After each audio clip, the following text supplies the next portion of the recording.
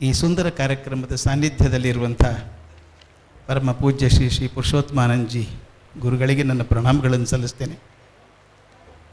ಕನ್ನಡದಲ್ಲಿ ದೊಡ್ಡ ಕನ್ನಡ ಸಂಘವನ್ನು ಕಟ್ಟಿರುವಂಥ ಮಂಡ್ಯದಲ್ಲಿ ಜಯಪ್ರಕಾಶ್ ಗೌಡರಿದ್ದಾರೆ, ಅವರಿಗೆ ನಮಸ್ಕಾರ.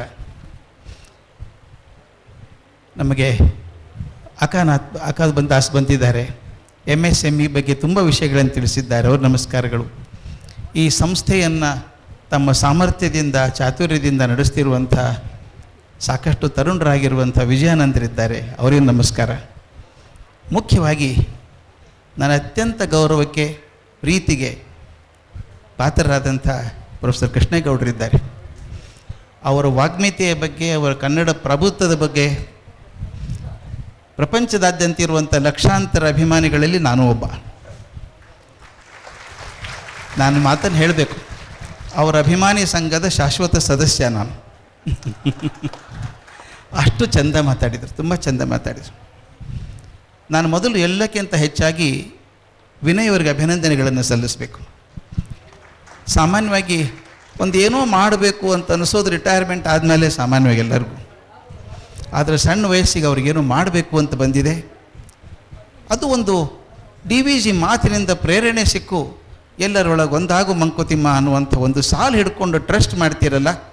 ನಾನು ಹೇಳ್ತೀನಿ, ಗುಂಡಪ್ಪನವ್ರು ಬದುಕಿದ್ರೆ ನಿಜವಾಗ್ಲೂ ಸಂತೋಷ ಪಡ್ತಾಯಿದ್ರು. ನಾನು ಅವ್ರ ಜೊತೆಗೆ ಬದುಕಿದಂಥವನು. ಅವ್ರ ಮಾತುಗಳನ್ನು, ಅವ್ರ ಕಗ್ಗಗಳನ್ನು ಕೆಲವೊಂದಿಷ್ಟು ಅವ್ರ ಬಾಯಿಂದನೇ ಕೇಳಿದಂಥವನು. ಈ ಪದ್ಯ ಕೂಡ, ಈ ಚೌಪತಿ ಅವ್ರಿಗೆ ಬಹಳ ಪ್ರಿಯವಾದಂಥ ಚೌಪತಿ. ಇನ್ನೊಂದು ಅವ್ರಿಗೆ ಅತ್ಯಂತ ಪ್ರಿಯವಾದಂಥ ಚೌಪತಿ, ಮೇಲೆ ಮೇಲೆ ಗುಣಗ್ತಾ ಇದ್ದದ್ದವರು, ನನಗೆ ಅತ್ಯಂತ ನನ್ನ ಜೀವನಕ್ಕೊಂದು ಮಾರ್ಗದರ್ಶಿ ಆದಂಥ ಚೌಪತಿ ಅದು. ನಗು ಮನದಿ ಲೋಗರ ವಿಕಾರಂಗಳನ್ನು ನೋಡಿ, ಬಿಗಿ ತುಟಿಯ ದುಡಿವೊಂದು ನೋವ ಪಡುವೊಂದು, ಪೊಗು ವಿಶ್ವ ಜೀವನದ ಜೀವಾಂತರಂಗದಲ್ಲಿ ನಗು ನಗುತ್ತ ಬಾಳ್ ತೆರಳು ಮಂಕುತಿಮ್ಮ. ಇಡೀ ಬದುಕನ್ನು ಹ್ಯಾಗೆ ಬದುಕಬೇಕು ಅಂತ 4 ಸಾಲಿನಲ್ಲಿ ಕೊಟ್ಕೊಡೋದು ಗುಂಡಪ್ಪನವರಂಥ ಸಮರ್ಥರಿಗೆ ಮಾತ್ರ ಸಾಧ್ಯ. ಅದು ನಗು ಮನದಿ ಲೋಗರ ವಿಕಾರಂಗಳನ್ನು ನೋಡಿ. ಮತ್ತೊಬ್ಬರು ತಪ್ಪು ಮಾಡಿದರೆ ಅಟ್ಟಹಾಸ ಮಾಡಬೇಡ, ಮನಸ್ಸಲ್ಲಿ ನಗು, ಪಾಪ ಗೊತ್ತಿಲ್ಲ ಅವರಿಗೆ. ನಗು ಮನದಿ ಲೋಗರ ವಿಕಾರಂಗಳನ್ನು ನೋಡಿ, ಬಿಗಿ ತುಟಿಯ ದುಡಿವೊಂದು ನೋವ ಪಡುವೊಂದು. ನಾವೊಂದು ಸ್ವಲ್ಪ ತೊಂದರೆ ಆದರೆ ಊರಿಗೆಲ್ಲೇ ಹೇಳ್ಕೊಂಬರ್ತೀವಿ, ನನಗಾಯಿತು, ತೊಂದರೆ ಆಯಿತು ಅಂತ ಹೇಳ್ತೀವಿ. ಅದಕ್ಕೆ ಹೇಳ್ತಾರೆ, ಬಿಗಿ ತುಟಿಯ ದುಡಿವೊಂದು ನೋವ ಪಡುವೊಂದು. ಬರೇ ನೋವು ಪಡ್ತು ಅಂತ ಜಗತ್ತು ಬಿಟ್ಟು ದೂರ ಹೋಗಬೇಡ. ಪೊಗು ವಿಶ್ವ ಜೀವನದ ಜೀವಾಂತರಂಗದಲ್ಲಿ ನಗು ನಗುತ್ತ ಬಾಳ್, ನಗು ನಗುತ್ತ ತೆರಳು ಮಂಕುತಿಮ್ಮ. ನಗನಗ್ತಾ ಬದುಕು, ನಗನಗ್ತಾ ಹೋಗು ಅಂತ ಹೇಳಿದಂಥದ್ದು. ಎಲ್ಲರೊಳಗೆ ಒಂದಾಗು ಮಂಕುತಿಮ್ಮ ಅಂತ ಹೇಳಿದಂಥ ಮಾತು ಪ್ರೊಫೆಸರ್ ಕೃಷ್ಣೇಗೌಡರು ಹೇಳಿದ ಹಾಗೆ, ಇವತ್ತಿನ ಸಮಾಜಕ್ಕೆ ನಾವು ಏನಾದರೂ ಒಂದು ಸಂದೇಶ ಕೊಡೋದಿದ್ರೆ ಒಂದೇ ಸಂದೇಶ ಸಾಕು, ಮತ್ತು ಇನ್ಯಾವುದೂ ಬೇಕಾಗಿಲ್ಲ. ಮಾತು ಶುರು ಮಾಡೋದಕ್ಕಿಂತ ಮೊದಲು ಒಂದು ಸಣ್ಣದೊಂದು ಕಥೆಯನ್ನಿ ಘಟನೆ ಅಂತ ನೆನಪಾಗುತ್ತೆ ನನಗೆ. ಒಬ್ಬರು ಸನ್ಯಾಸಿಗಳು, ಸದಾ ಸಂಚಾರಿಗಳವರು, ತಿರುಗ್ತಾ ಒಂದು ಹಳ್ಳಿಗೆ ಬಂದರು. ರಾತ್ರಿ ಬಹಳ ಆಗಿತ್ತು, ಎಲ್ಲಿ ಮಲ್ಕೊಳ್ಳೋದು ಗೊತ್ತಾಗಲಿಲ್ಲ.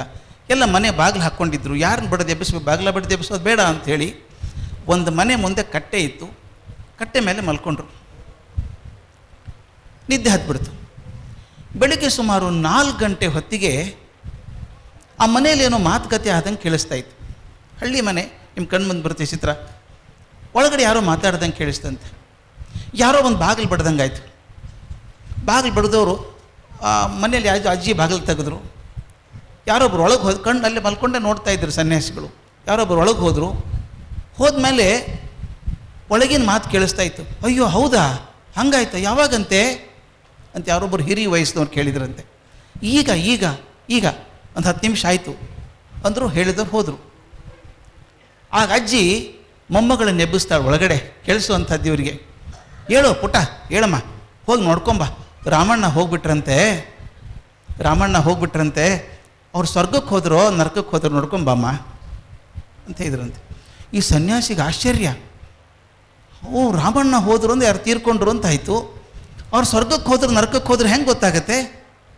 ಆ ಹುಡುಗಿ, ಅಜ್ಜಿ ಬಾಗಿಲು ಹಾಕೋ, ನಾನು ಹೋಗಿ ಬರ್ತೀನಿ, ನೋಡ್ಕೊಂಬರ್ತೀನಿ ಅಂತ ಹೇಳಿದ್ದು ಕೇಳಿಸ್ತು. ಒಂದು ಅರ್ಧ ತಾಸಿಗೆ ಹುಡುಗಿ ವಾಪಸ್ ಬಂದು ಮತ್ತು ಬಾಗಿಲ ತೆಗೀತು. ಸನ್ಯಾಸಿ ನೋಡ್ತಾನೆ ಇದ್ದ ಅದನ್ನು. ಅಜ್ಜಿ ಕೇಳಿದ್ಲು, ಪುಟ್ಟ ರಾಮಣ್ಣ ಸ್ವರ್ಗಕ್ಕೆ ಹೋದ್ರು ನರಕಕ್ಕೆ ಹೋದ್ರಮ್ಮ ಅಂತ. ಅವರೆಲ್ಲಿ ನರಕಕ್ಕೆ ಹೋಗ್ತಾರಮ್ಮ ಅಜ್ಜಿ? ಸ್ವರ್ಗಕ್ಕೆ ಹೋದರು. ಹೌದಾ, ಗೊತ್ತಿತ್ತು ನನಗೆ ರಾಮಣ್ಣ ಸ್ವರ್ಗಕ್ಕೆ ಹೋಗ್ತಾರೆ ಅಂತ ಗೊತ್ತಿತ್ತು ಅಂತ ಅಜ್ಜಿ ಅಂದರು. ಸನ್ಯಾಸಿಗೆ ಕುತೂಹಲ ಹತ್ಬಿಡ್ತು, ಈ ಹುಡುಗಿಗೆ ಹೆಂಗೆ ಗೊತ್ತಾಯ್ತು ಅವ್ನು ಸ್ವರ್ಗಕ್ಕೆ ಹೋದ ಅಂತ. ಬೆಳಗಾದ್ಮೇಲೆ ತಡ್ಕೊಳಕ್ಕಾಗಲಿಲ್ಲ ಇವರಿಗೆ. ಮನೆ ಒಳಗೆ ಹೋಗಿ ಅಜ್ಜಿ ಕೇಳಿದ್ರಂತೆ, ಅಜ್ಜಿ ನೀವು ಮೊಮ್ಮಕ್ಕಳ ಹತ್ರ ಮಾತಾಡೋದು ಕೇಳಿದೆ ನಾನು, ನಿಮಗೆ ಹೆಂಗೆ ಗೊತ್ತಾಯ್ತು ಸ್ವರ್ಗಕ್ಕೆ ಹೋದ್ರು ರಾಮಣ್ಣ ಅಂತ. ಆ ಹುಡುಗಿ ಹೇಳಿದಂತೆ, ಅಯ್ಯೋ ಕತ್ಯ, ಅವ್ರ ಮನೆ ಮುಂದೆ ಜನಸಾಗರ ನೋಡಿ, 100 ಜನ ಬಂದಿದ್ದಾರೆ ಅವ್ರ ಮನೆ ಮುಂದೆ ಅಲ್ವಾ, 100 ಜನ ಕಣ್ಣೀರು ಹಾಕ್ತಿರ್ಬೇಕಾದ್ರೆ ರಾಮಣ್ಣ ನರಕಕ್ಕೆ ಹೋಗೋಕ್ಕೆ ಸಾಧ್ಯ ಇದೆಯಾ? ಸ್ವರ್ಗಕ್ಕೆ ಹೋಗಿರ್ತಾನೆ ಅವನು ಅಂತ. ಎಷ್ಟು ಚಂದದ ಮಾತು.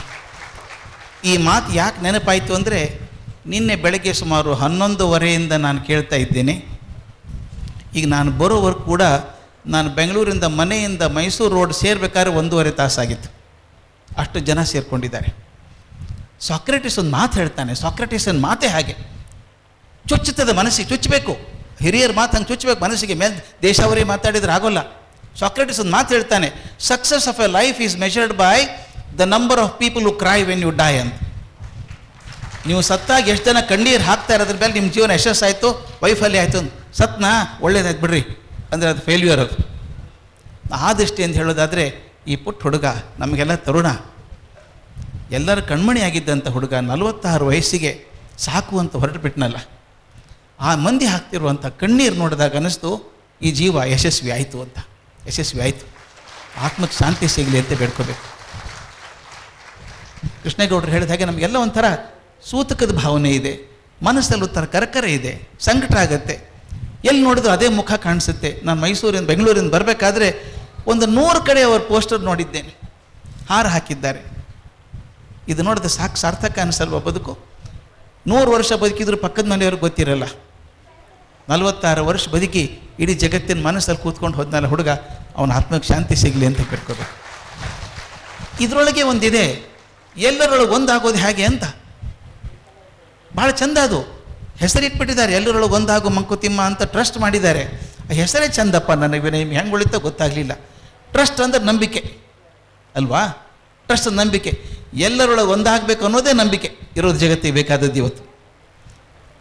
ನಾನು ಶಾಲೆಯಲ್ಲಿ ಓದ್ತಿರ್ಬೇಕಾದ್ರೆ ಹುಡುಗನಾಗಿದ್ದಾಗ ಧಾರವಾಡದಲ್ಲಿ ನಮಗೊರು ಮ್ಯೂಸಿಕ್ ಟೀಚರ್ ಇದ್ದರು. ಈ ಕೋರಸ್ ಹಾಡೋದಿರ್ತದಲ್ಲ, ಗ್ರೂಪ್ ಸಾಂಗ್, ನಾವೆಲ್ಲ ಗ್ರೂಪ್ ಸಾಂಗ್ ಕಲಾವಿದರು, ಒಬ್ಬೊಬ್ಬರೇ ಹಾಡೋಕ್ಕಾಗಲ್ಲ. ಗ್ರೂಪ್ ಸಾಂಗಲ್ಲಿ ಹೆಂಗೆ ಹಾಡಿದ್ರು ನಡೀತದೆ. ಅವ್ರು ನಮಗೆಲ್ಲ ಆರ್ಕೆಸ್ಟ್ರಾ ಅಂತ ನಿಲ್ಲಿಸೋರು. ಅವರು ಒಂದು ಥರ ಕೈ ಮಾಡೋರು. ನಿಮ್ಗೆ ಗೊತ್ತಿರಬೇಕು, ಆರ್ಕೆಸ್ಟ್ರಾ ಸಿಂಫನಿ ನಡೆಸೋರು ಹಿಂಗೆ ಕೈ ಮಾಡ್ತಾ ಇರ್ತಾರೆ. ಅವ್ರು ಯಾಕೆ ಮಾಡ್ತಿದ್ರು ನಮಗೂ ಗೊತ್ತಿಲ್ಲ, ನಮ್ಮಂಗೆ ಹಾಡ್ಕೊಂಡು ಹೋಗ್ತಾ ಇದ್ವಿ ನಾವು. ಒಂದು 50 ಜನ ಹಾಡ್ತಾ ಇದ್ವಿ. ಅವ್ರು ತಿರ್ಗಾ ಮರ್ಗ ಒಂದು ಮಾತನ್ನು ಹೇಳ್ತಾಯಿದ್ರು, ಹೊಂದಿಸ್ಕೋ ಹೊಂದಿಸ್ಕೋ ಹೊಂದಿಸ್ಕೋ. ತಲೆ ಕೆಟ್ಟೋಯ್ತಾನೆ, ಏನು ಹೊಂದಿಸ್ಕೊಳ್ಳೋದು? 100 ಜನ ಹಾಡ್ತಾ ಇದ್ದೀವಿ ಗುಂಪಾಗಿ, ಹೊಂದಿಸ್ಕೋ.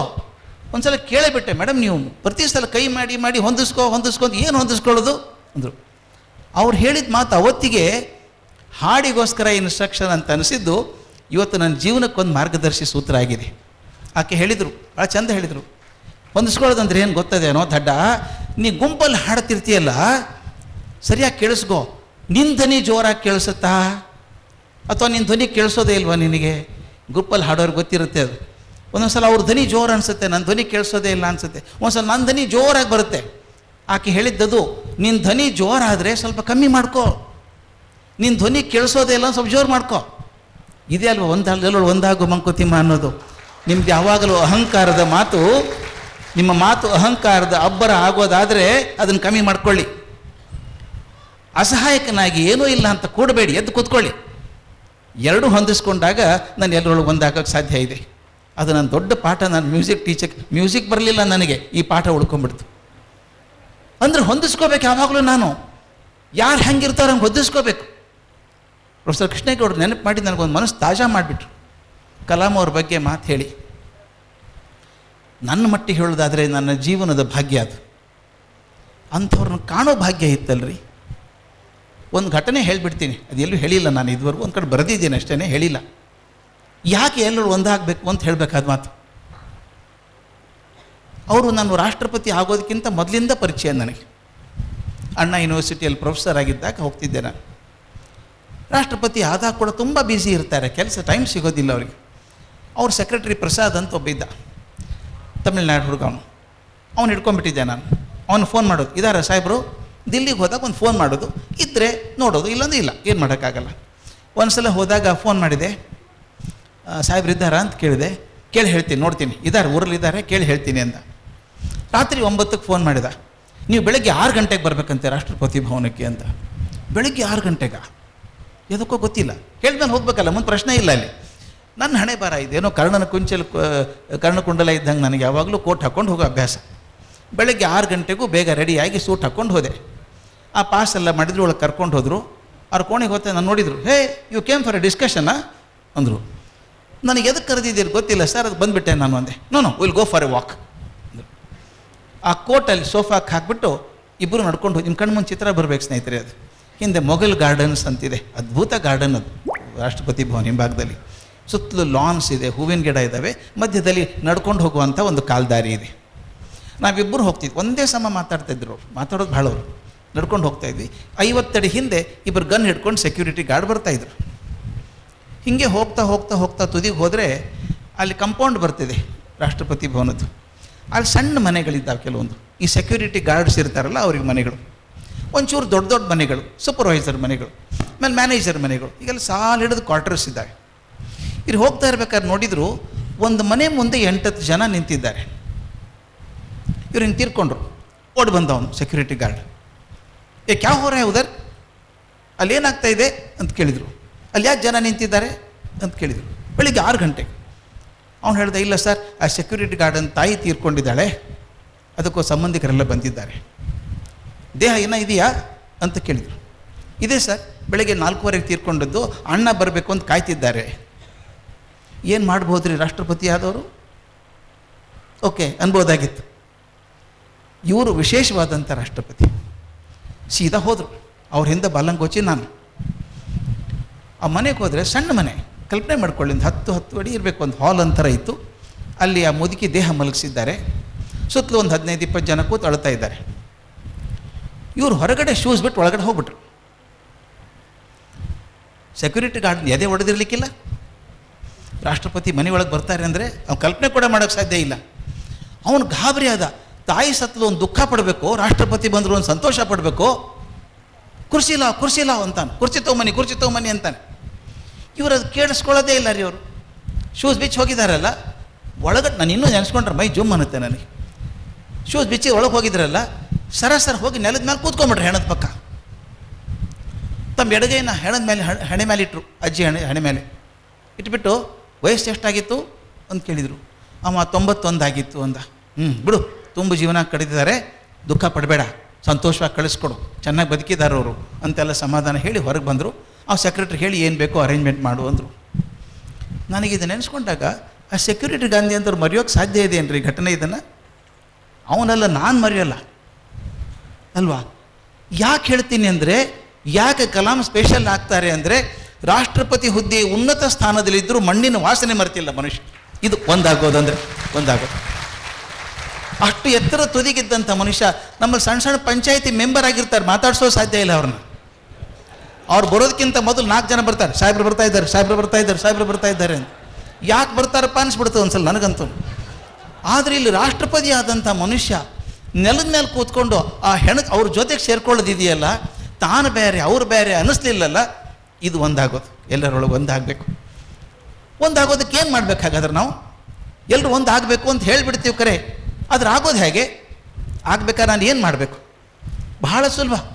ಒಂದು ಹೇಳಿಬಿಟ್ಟಿದ್ದಾರೆ ನಮಗೆ, ನೀನು ಒಳ್ಳೆಯವನಾಗಬೇಕಾದ್ರೆ, ಎಲ್ಲರ ಜೊತೆ ಹೊಂದ್ಕೋಬೇಕಾದ್ರೆ ಮೊಟ್ಟ ಮೊದಲು ನಿನ್ನ ದಾಟಿ ಮತ್ತೊಬ್ಬರ ಬಗ್ಗೆ ಯೋಚನೆ ಮಾಡೋದನ್ನು ಕಲ್ಕೊ. ಈ ನನ್ನ ಪ್ರಪಂಚ ಬರೀ ನನಗೋಸ್ಕರ ಅನ್ನೋಂಗೆ ಆಗ್ಬಿಟ್ಟಿದೆಯಲ್ಲಪ್ಪ. ಎಷ್ಟು ಅವು ಚಂದ ಹೇಳಿದರು. ದೇಶ ಜಗತ್ತನ್ನು ಒಡೆದು ಹಾಕ್ಬಿಟ್ಟಿದ್ದೀವಿ ನಾವು, ಜಾತಿ ಆಧಾರದ ಮೇಲೆ, ಲಿಂಗದ ಆಧಾರದ ಮೇಲೆ, ಭಾಷೆ ಆಧಾರದ ಮೇಲೆ, ಈ ನಮ್ಮ ಭೌಗೋಳಿಕ ಆಧಾರದ ಮೇಲೆ, ಬಣ್ಣದ ಆಧಾರದ ಮೇಲೆ ಎಷ್ಟು ಹಾಳು ಮಾಡಿದ್ದೀವಲ್ರಿ. ಇದನ್ನು ದಾಟಿ ಸ್ವಲ್ಪ ಚಿಂತನೆ ಮಾಡೋಕ್ಕೆ ಸಾಧ್ಯ ಇದೆಯಾ? ಇದ್ದರೆ ಒಂದಾಗೋದಕ್ಕೆ ಸಾಧ್ಯ ಇದೆ. ಟ್ಯಾಗೋರ್ ಅವರನ್ನು ಭಾಳ ಚಂದ ಹೇಳ್ತಾರೆ. ರವೀಂದ್ರನಾಥ್ ಟ್ಯಾಗೋರ್ ಗೀತಾಂಜಲಿಯಲ್ಲಿ ಹೇಳ್ತಾರೆ, ಒಬ್ಬ ಮನುಷ್ಯ ಅನ್ನಂತೆ ನಾನು ವಿಶೇಷ ಮನುಷ್ಯ, ನಾನು ಇವ್ರ ಜೊತೆಗೆ ಏನು ಬದುಕಬೇಕು, ಇವ್ರದ್ದು ದೂರ ಇರಬೇಕು ಅಂತ ಒಂದು ಗೋಡೆ ಕಟ್ಕೊಂಡ. ಇವರಿಂದ ದೂರ ಇರಬೇಕು, ಇವರಿಂದ ದೂರ ಇರಬೇಕು ಅಂಥೇಳಿ ಗೋಡೆ ಕಟ್ತಾ ಹೋದ. ಕೊನೆಗೆ ಗೋಡೆ ಮುಗಿದ ಮೇಲೆ ನೋಡ್ತಾನೆ, ತಾನು ಕಟ್ಟಿದ ಗೋಡೆಯಲ್ಲಿ ತಾನೊಬ್ಬನೇ ಕೈದಿಯಾಗಿ ಕೂತಿದ್ದೇನೆ ಅಂತ. ತಾನೊಬ್ಬನೇ ಕೈದಿಯಾಗಿದ್ದಾನೆ, ತಾನೇ ಕಟ್ಟಿದ ಕಜ್ಜೆ ಎಲ್ಲದು. ಅದಕ್ಕೆ ಹಾಗಾಗಬಾರ್ದು ಅನ್ನೋದಾದರೆ ಸ್ವಲ್ಪ ದಾಟಿ ಹೋಗೋದನ್ನು ಕಲಿಬೇಕು. ನಾನು ಒಂಚೂರು ಮನಸ್ಸು ಸ್ವಚ್ಛ ಮಾಡ್ಕೋಬೇಕು. ನಾನು ನಿಮ್ಮಲ್ಲಿ ಒಂದು ಬೇಡ್ಕೋತೀನಿ, ದಯವಿಟ್ಟು ನಾವು ಸಾಮಾನ್ಯವಾಗಿ ಒಳ್ಳೆಯವ್ರನ್ನ ಕಂಡಾಗ ಒಳ್ಳೆ ಮಾತು ಬರ್ತದೆ. ಮಹಾಭಾರತದಲ್ಲೊಂದು ಮಾತು ಬರ್ತದೆ, ಈ ಪಾಂಡವರನ್ನೆಲ್ಲ ಇಂದ್ರಪ್ರಸ್ಥಕ್ಕೆ ಕಳಿಸಿ ಅರಗಿನ ಮನೆಯಲ್ಲಿ ಹಾಕಿ ಸುಡಿಸ್ಬಿಡ್ಬೇಕು ಅಂತ ಈ ಚಂಡಾಳ ಚೌಕಳಿ ಇತ್ತಲ್ಲ, ಚಂಡಾಳ ಚೌಕಳಿ, ದುಷ್ಟ ಚತುಷ್ಟಯ ಅನ್ನೋದನ್ನು ಮರಾಠಿಯಲ್ಲಿ ಚಂಡಾಳ ಚೌಕಳಿ ಅಂತ ಕರೀತಾರೆ. 4 ಜನ, ದುರ್ಯೋಧನ, ದುಶ್ಯಾಸನ, ಕರ್ಣ ಮತ್ತು ಶಕುನಿ, ಈ 4 ಜನ ಅವರು ಪ್ಲ್ಯಾನ್ ಮಾಡ್ಕೊಂಡಿದ್ದಾರೆ. ಅಪ್ಪನಿಗೆ ಹೇಳಬೇಕು ಪ್ಲ್ಯಾನು ಅಂತ. ನೀನು ನೋಡ್ಕೊಳ್ಳಿ, ಇಷ್ಟು ಚೆನ್ನಾಗಿದೆ ವ್ಯಾಸ ಭಾರತದಲ್ಲಿ. 3-4 ಸಲ ಹೋಗ್ತಾನೆ ದುರ್ಯೋಧನ ಅಪ್ಪನಿಗೆ ಹೇಳಬೇಕು ಅಂತ. ಹೇಳದೆ ವಾಪಸ್ ಬರ್ತಾನೆ. ಹೇಳಿದ್ಯಾ ಅಂತ ಶಕುನಿ ಕೇಳ್ತಾನೆ. ಇಲ್ಲ, ಹೇಳೋಕ್ಕಾಗಲಿಲ್ಲ. ಯಾಕೆ? ವಿದುರ ಅಲ್ಲೇ ಕೂತಿದ್ದಾನೆ ಅಪ್ಪನ ಪಕ್ಕ. ದಯವಿಟ್ಟು ಗಮನಿಸಿ, ವಿದುರ ಅಲ್ಲೇ ಪಕ್ಕದ ಹೇಳೋಕ್ಕಾಗಲಿಲ್ಲ. ಒಂದು ಸಲ ನೋಡಿ ವಿದುರ ಇಲ್ದ ಹೋಗಿ ಅಪ್ಪನ ಹತ್ರ ಕೂತ್ಕೋತಾನೆ. ಈ ತನ್ನ ಪ್ಲ್ಯಾನ್ ಹೇಳ್ತಾನೆ ಹೆಂಗಿದೆ ಅಂತ. ಅಲ್ಲೋ ಹುಡುಗ, ಇಷ್ಟು ಸಲ ಬಂದಲ್ಲೂ ಯಾಕೆ ಹೇಳಲಿಲ್ಲ ಅಂತ. ದುರ್ಯೋಧನ ಹೇಳು ಮಾತು ನಮ್ಗೆ ನೆನಪಾಗಬೇಕು. ವಿದುರ ಇದ್ದಾಗ ನನ್ನ ಬಾಯಲ್ಲಿ ಕೆಟ್ಟ ಮಾತು ಬರಲ್ಲ, ಕೆಟ್ಟ ವಿಚಾರ ಬರಲ್ಲ. ದಯವಿಟ್ಟು ನೋಡಿ, ಚೆನ್ನಾಗಿದೆ. ನಾವು ಅಂಥ ವಿದುರ ನಮ್ಮ ಜೊತೆಗೆ ಇಟ್ಕೋಬೇಕಾಗತ್ತೆ. ಎಲ್ಲಿವರೆಗೂ ನಾನು ಸುತ್ತಮುತ್ತಲ ಧನಾತ್ಮಕವಾಗಿ ಮಾತಾಡೋವಂಥವ್ರನ್ನ, ಪ್ರೋತ್ಸಾಹದಾಯಕವಾಗಿ ಮಾತಾಡೋರನ್ನ ಇಟ್ಕೊಂಡಿರ್ತೀವೋ ನಮ್ಗೆ ಗೊತ್ತಿಲ್ಲದ ಹಾಗೆ ಜಗತ್ತು ಒಳ್ಳೆಯದಾಗತ್ತೆ. ನನ್ನ ಗೆಳೆಯ ಒಬ್ಬ ಇದ್ದಾನೆ, ಶಿಕಾಗೋದಲ್ಲಿದ್ದಾನೆ, ಸ್ಟೋನ್ ಬ್ರ್ಯಾಂಡೆಲ್ ಯೂನಿವರ್ಸಿಟಿ ಅಂತ. ಅಲ್ಲಿ ಸೈಕಾಲಜಿ ಪ್ರೊಫೆಸರ್, ಮನಃಶಾಸ್ತ್ರ ಅಧ್ಯಾಪಕ. ಅವನು ಬಹುದೊಡ್ಡ ರಿಸರ್ಚ್ ಆಗಿ ಅವನು ರಾಷ್ಟ್ರಪತಿ ಪ್ರಶಸ್ತಿ ಬಂತು ಒಬಾಮಾ ಇದ್ದಾಗ. ಅವನೊಂದು ಥಿಯರಿ ಕಂಡು ಹಿಡಿದೆ ಅನಿಸ್ತೈತೆ. ನಿಮ್ಗೆ ಹೇಳ್ಬೇಕಂತ ಅದ್ಭುತ ಥಿಯರಿ ಏನಲ್ಲ, ಬಟ್ ಅವ್ನು ಮಾಡಿದ ಕೆಲಸ ದೊಡ್ಡದು. ಅವನ ಹೆಸರು ಹೇಳ್ತೀನಿ, ಲೇಸಿ ಹಾಲ್ ಅಂತ. ಮುಂದೆ ಗೂಗಲ್ಗೆ ಹೋಗಿ ಟೈಪ್ ಮಾಡಿ, ಸಿಗ್ತದೆಲ್ಲ ನಿಮಗೆ, LACEYHALL, ಲೇಸಿ ಹಾಲ್ ಅಂತ. ಅವನೇನು ಮಾಡಿದ ಗೊತ್ತಾ? 12,000 ಜನ ಆರಿಸಿದ. 6,000 ಜನ ಅಮೇರಿಕನ್ಸು, 6,000 ಜನ ಕೆನಡಿಯನ್ಸು. ಅವ್ರಿಗೆಲ್ಲ ಒಂದು ಡೈರಿ ಕೊಟ್ಟ. ಆ ಡೈರಿ ವಿಶೇಷ ಏನು ಅಂದರೆ, ಪ್ರತಿಯೊಂದು ಪುಟದಲ್ಲಿ ಮಧ್ಯದಲ್ಲಿ ಒಂದು ಗೆರೆ ಇದೆ. ಹೇಗೆ ಮಧ್ಯದಲ್ಲಿ ಕೆಂಪು ಗೆರೆ ಇದೆ. ಅವ್ರಿಗೇನು ಹೇಳಿದ, ನೀವು ಡೈರಿ ತೊಗೊಂಡು ಹೋಗಿ ನಿಮ್ಗೆ ಇಡೀ ದಿವಸ ಬೆಳಗ್ಗಿಂದ ರಾತ್ರಿವರೆಗೂ ಏನೇನು ಆಗುತ್ತೋ, ಯಾವುದು ಧನಾತ್ಮಕ ಆಗಿದೆಯೋ, ಪಾಸಿಟಿವ್ ಆಗಿದೆಯೋ ಎಡಗಡೆ ಬರೀರಿ, ಋಣಾತ್ಮಕ ಆದದ್ದನ್ನು ಬಲಗಡೆ ಬರೀರಿ. ನೀವು ಮಾಡಿ, ಇವತ್ತಿಂದಲ್ಲ ಯಾವುದೇ ದಿವಸದ ಪೇಪರ್ ತೊಗೊಂಡು ನೋಡಿ, ಒಂದು ಕೆಂಪು ಮಸಿ ಪೆನ್ನು, ಒಂದು ಹಸಿರು ಮಸಿ ಪೆನ್ ಇಟ್ಕೊಂಡು ನೋಡಿ. ಕೆಟ್ಟ ಸುದ್ದಿಗಳನ್ನೆಲ್ಲ ಕೆಂಪಲ್ಲಿ ಮಾರ್ಕ್ ಮಾಡಿ, ಒಳ್ಳೆಯ ಸುದ್ದಿಗಳನ್ನೆಲ್ಲ ಹಸಿರು ಮಾರ್ಕ್ ಮಾಡಿ. ಪೇಪರ್ ತುಂಬ ಕೆಂಪೇ ಕಾಣಿಸುತ್ತೆ ಇಲ್ವಾ? ನಮ್ಮ ನ್ಯೂಸ್ ಪೇಪರ್ ಇರೋದೇ ಹಾಗೆ. ಅವನು ಗಾರ್ಡ್ನರ್ ಒಬ್ಬ ಒಳ್ಳೆ ಹೇಳಿಬಿಟ್ಟ ಅವನು, if dog bites A man, it is not A news. If man bites A dog, it is news. ಮನುಷ್ಯ ನಾಯಿಯನ್ನು ಕಚ್ಚಿದ ಅಂದ್ರೆ ಸುದ್ದಿ ಆಗಲ್ವಾ? ನಮ್ಮ ಸುದ್ದಿಗಳು ಹೇಗಿದೆ ಅಂದರೆ, ಯಾರೋ ಮಂತ್ರಿಗಳಿಗೆ ನೆಗಡಿ ಬಂತು ಇವತ್ತು, ಮೊದಲೇ ಪುಟದಲ್ಲಿ ಬರುತ್ತೆ. ಒಬ್ಬ ಆಟೋ ರಿಕ್ಷಾ ಡ್ರೈವರು, ಒಬ್ಬ ಮಹಿಳೆ ಪರ್ಸ್ ಮರೆತು ಹೋಗಿದ್ಲು. 4 ಲಕ್ಷ ರೂಪಾಯಿ ಬೆಲೆ ಬಾಳುವಂಥ ಆಭರಣಗಳಿತ್ತು. ಆತ ಹುಡುಕಿ ಹೋಗಿ ಕೊಟ್ಟು ಬಂದ ಅನ್ನೋದನ್ನು ಯಾವತ್ತಾದರೂ ಫಸ್ಟ್ ಪುಟದಲ್ಲಿ ನೋಡಿದ್ದೀರಾ ನೀವು? 8ನೇ ಪುಟದ ಕಡೆಗೆ ಬರೋದು. ಯಾಕೆ? ನಾವು ಹೇಗಾಗಿದ್ದೀವಿ ಅಂದರೆ, ಕೆಟ್ಟದನ್ನು ಬೇಗ ಹಿಡ್ಕೊಂಡ್ಬಿಡ್ತೀವಿ ನಾವು. ಅದನ್ನು ಹೇಗಾದರೂ ಸ್ವಲ್ಪ ಕಮ್ಮಿ ಮಾಡ್ಕೋಬೇಕು. ಅದಕ್ಕೆ ಮಾಡ್ಬೇಕಾದ್ರೆ ಒಂದೇ ಹಾದಿ. ಆ ಲೇಸಿ ಹಾಲ್ ಹೇಳ್ತಾನೆ, 12,000 ಜನಕ್ಕೆ ಡೈರಿ ಕೊಟ್ಟನಲ್ಲ ಅವನು, 6 ವರ್ಷ ಮಾಡಿದ. ಅದನ್ನೆಲ್ಲ ತಂದು ಕಂಪ್ಯೂಟರೈಸ್ ಮಾಡಿ ಹೇಳ್ತಾನೆ, ನನಗಂತೂ ಎದೆ ಒಡೆದು ಹೋಯ್ತಪ್ಪ ನೋಡಿದಾಗ. ಅವನ ಹತ್ರ ಮಾತಾಡಿದಾಗ ಹೇಳಿದೆ, ಏನು ಮಾಡಿದ್ಯೋ ಮಾರಾಯ ನೀನು, ಮೊದಲು ಗೊತ್ತಿರಲಿಲ್ಲ, ಆರಾಮಾಗಿದ್ದೆ ನಾನು. ಅವನು ಹೇಳ್ತಾನೆ, 92% of the influences on us are negative. ನಮ್ಮ ಮೇಲೆ ಆಗುವಂಥ ಏನಾಗ್ತವಲ್ಲ ಕ್ರಿಯೆಗಳು 92% ಋಣಾತ್ಮಕವಾಗಿದ್ದಾವೆ, ನೆಗೆಟಿವ್ ಆಗಿದ್ದಾವೆ. 8% ಪಾಸಿಟಿವ್ ಆಗಿದ್ದಾವೆ. ಅದಕ್ಕೆ ರಿಸರ್ಚ್ ದೊಡ್ಡದಾಗಲಿಲ್ಲ ಅವನು.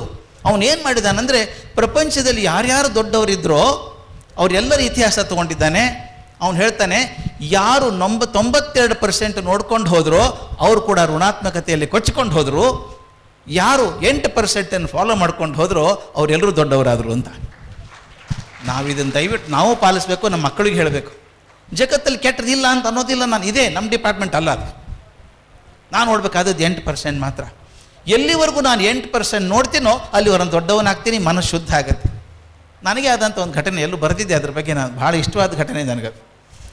ಕಲ್ಕತ್ತಾಗೆ ಹೋಗ್ತಾ ಇದ್ದೆ ನಾನು. ಪ್ರತಿ 1 ತಿಂಗಳು ಬಿಟ್ಟು 1 ತಿಂಗಳು ಕಲ್ಕತ್ತಾಗೆ ಹೋಗಬೇಕು. ಅಲ್ಲಿ IIM ಅಂತಿದೆ, ಅಲ್ಲಿ ಪಾಠ ಮಾಡ್ತಿದ್ದೆ ನಾನು. ಇದಕ್ಕೆ ಹೋದಾಗ ಅಲ್ಲಿ ರಾಮಕೃಷ್ಣ ಆಶ್ರಮಕ್ಕೆ ಹೋಗ್ಬೇಕು ನಾನು. ಹೋದಾಗ ಒಂದು ಸಲ ಬರಬೇಕಾದ್ರೆ ಕಾರ್ ಕೊಟ್ಟರು ನನಗೆ, ವಾಪಸ್ ಹೋಗಿ ಅಂತ, ಗೋಲ್ ಪಾರ್ಕ್ ಅಂತಿದೆ, ಅಲ್ಲಿ ಬರಬೇಕು. ಆ ಹಾದಿಯಲ್ಲಿ ಈ ಹೌರಾ ಬ್ರಿಡ್ಜ್ ಹತ್ತಿರ ಬಂದಾಗ ರಸ್ತೆ ಸಣ್ಣದು. ನೀವು ಯಾರು ಕಲ್ಕತ್ತಾಗೆ ಹೋಗಿದ್ದೀರಿ ನೋಡಿದ್ರೆ ಗೊತ್ತಿರುತ್ತೆ ನಿಮಗೆ. ನಾವು ಸುಮ್ಮನೆ ಬೆಂಗಳೂರು ಟ್ರಾಫಿಕ್ ಕೆಟ್ಟದು ಕೆಟ್ಟದು ಕೆಟ್ಟದು ಅಂತೀವಿ. ಅಲ್ಲಿ ನೋಡಿ ಬಂದಮೇಲೆ ಬೆಂಗಳೂರು ಚೆನ್ನಾಗಿ ಅನಿಸುತ್ತೆ. ಅಲ್ಲಿ ನೀವು ಕಲ್ಪನೆ ಮಾಡೋಕ್ಕಾಗದಂಥ ಎಲ್ಲ ವೆಹಿಕಲ್ಗಳು ಬರ್ತಾವೆ ರಸ್ತೆ ಮೇಲೆ. ಮನುಷ್ಯರು ಎಳ್ಕೊಂಡು ಹೋಗುವಂಥ ಗಾಡಿ ಬರುತ್ತೆ, cycle, rickshaw, auto, tempo, bus, lorry, train ಕೂಡ ಮಧ್ಯದಲ್ಲೇ ಹೋಗುತ್ತೆ, ಟ್ರ್ಯಾಮ್ ಅಂತ. ತುಂಬ ತಾಳ್ಮೆ ಬೇಕು ಗಾಡಿ ಓಡಿಸ್ಬೇಕಾದ್ರಲ್ಲಿ. ಯಾಕಂದರೆ ಓವರ್ಟೇಕ್ ಮಾಡ್ಬೇಕಾದ್ರೆ ಹೀಗೆ ಮಾಡಬೇಕು ಅಂತೇನಿಲ್ಲ. ಅವ್ರು ಎಡಗಡೆ ಮಾಡ್ತಾರೆ, ಚಾನ್ಸ್ ಸಿಕ್ಕರೆ ಮೇಲಿಂದ ಹೋಗ್ತಾರೆ, ಎಲ್ಲ ಮಾಡ್ತಾರೆ. ಇಕ್ಕಟ್ಟಿನ ರಸ್ತೆ. ನನ್ನ ಕಾರ್ ಡ್ರೈವರು ರಾಮಕೃಷ್ಣ ಆಶ್ರಮದ ಮನುಷ್ಯ, 60 ವರ್ಷ, ಶಾಂತವಾಗಿದ್ದ, ಅವಾಗೇನು ಸಿಟ್ಟು ಬರಲಿಲ್ಲ. ನನ್ನ ಹಿಂದೆ ಒಂದು ಕಾರ್ ಬರ್ತಾಯಿತ್ತು. ಆ ಡ್ರೈವರಿಗೆ ಪಾಪ ಅರ್ಜೆಂಟ್ ಇತ್ತು ಅನಿಸುತ್ತೆ. ಹಾರ್ನ್ ಬಾರಿಸೋದು, ಲೈಟ್ ಹಾಕೋದು, ಹಾರ್ನ್ ಬಾರಿಸೋದು, ಲೈಟ್ ಹಾಕೋದು ಮಾಡ್ತಿದ್ದ. ನಾ ಬಿಟ್ಬಿಡೋ ಮಾರಾಯ, ಅವ್ನು ಹೋಗಲಿ ಅಂತಂದೆ. ಎಲ್ಲಿ ಬಿಡಲಿ ಸರ್ ಅಂದ, ರಸ್ತೆನೇ ಇಲ್ಲ. ಒಂದು 100 ಅಡಿ ಮುಂದೆ ಹೋದ್ನ, ಸ್ವಲ್ಪ ಅಗಲ ಆಗತ್ತೆ, ಬಿಡ್ತೀನಿ ಅಂದ. ಆಯ್ತು, ನೀನಿದ್ದೆ ಅವನಿದ್ದೆ, ಏನಾರು ಮಾಡ್ಕೊಳ್ರಿ ನೀವು ಅಂತ ಹೇಳಿದೆ.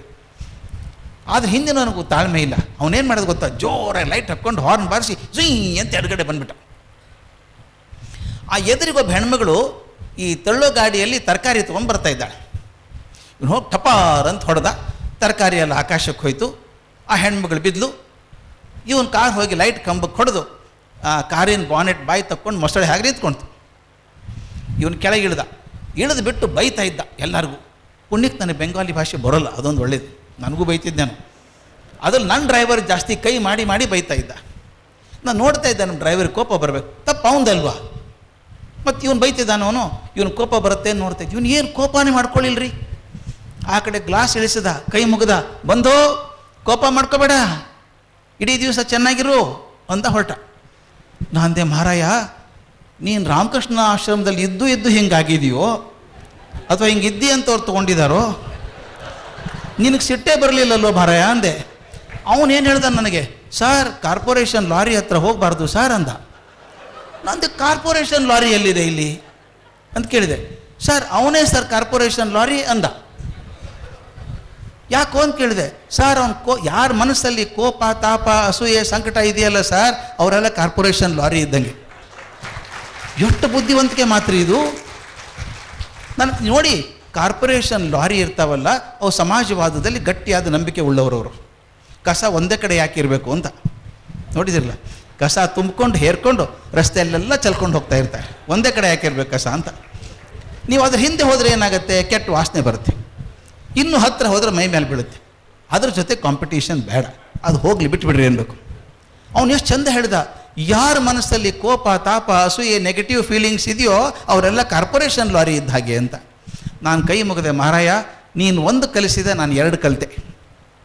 ನೀನು ಕಲಿಸಿದ್ದೇನು, ಕಾರ್ಪೊರೇಷನ್ ಲಾರಿ ಹತ್ತಿರ ಹೋಗಬಾರ್ದು ಅಂತ. ಇನ್ನೊಂದು ಬುದ್ಧಿ ನನಗೆ ತಿಳಿದದ್ದು ಅಂದರೆ, ನಾನು ಕಾರ್ಪೊರೇಷನ್ ಲಾರಿ ಆಗಬಾರ್ದು ಅಲ್ವಾ, ನಾನು ಕಾರ್ಪೊರೇಷನ್ ಲಾರಿ ಆಗಬಾರ್ದು. ನೋಡಿ, ನಾನು ಎಲ್ಲರ ಜೊತೆಗೆ ಒಂದಾಗಬೇಕಾದ ಕೆಲವರು ಇರ್ತಾರೆ. ಬೆಳಗ್ಗೆ ವಾಕಿಂಗ್ ಹೋದ ನಾನು ನೋಡ್ತೀನಿ, ಸಾಮಾನ್ಯ ಕೇಳೋದು ಹೇಗಿದ್ದೀರಿ ಅಂತ ಕೇಳೋದು ಅಭ್ಯಾಸ ಅಲ್ವಾ. ಭಾಳ ಜನ ಚೆನ್ನಾಗಿದ್ದೀವಿ, ನೀವು ಹೇಗಿದ್ದೀರಿ, ಚೆನ್ನಾಗಿದ್ದೀರಾ ಅಂತ ಕೇಳ್ತಾರೆ. ಕೆಲವರು ಮಾತ್ರ ಮುಖದಲ್ಲೇ ಕ್ವಶನ್ ಮಾರ್ಕ್ ಇರುತ್ತೆ ಅವ್ರದ್ದು. ಅದು ಏನು ರೋಗನೋ ಗೊತ್ತಾಗಲ್ಲ ನನಗೆ. ಹೇಗಿದ್ದೀರಿ ಅಂತ ಕೇಳಿದ್ರು, ಏನೋಪ್ಪ ಹಿಂಗಿದ್ದೀನಿ ಅಂತಾರೆ. ಅವ್ರು ಹೇಳೋದು ಕೇಳಿದ್ರೆ ಯಾಕಿದ್ದೀರಿ ಅಂತ ಕೇಳಬೇಕು ಅನಿಸುತ್ತೆ ಅಲ್ವಾ, ಅನ್ಸಲ್ವಾ.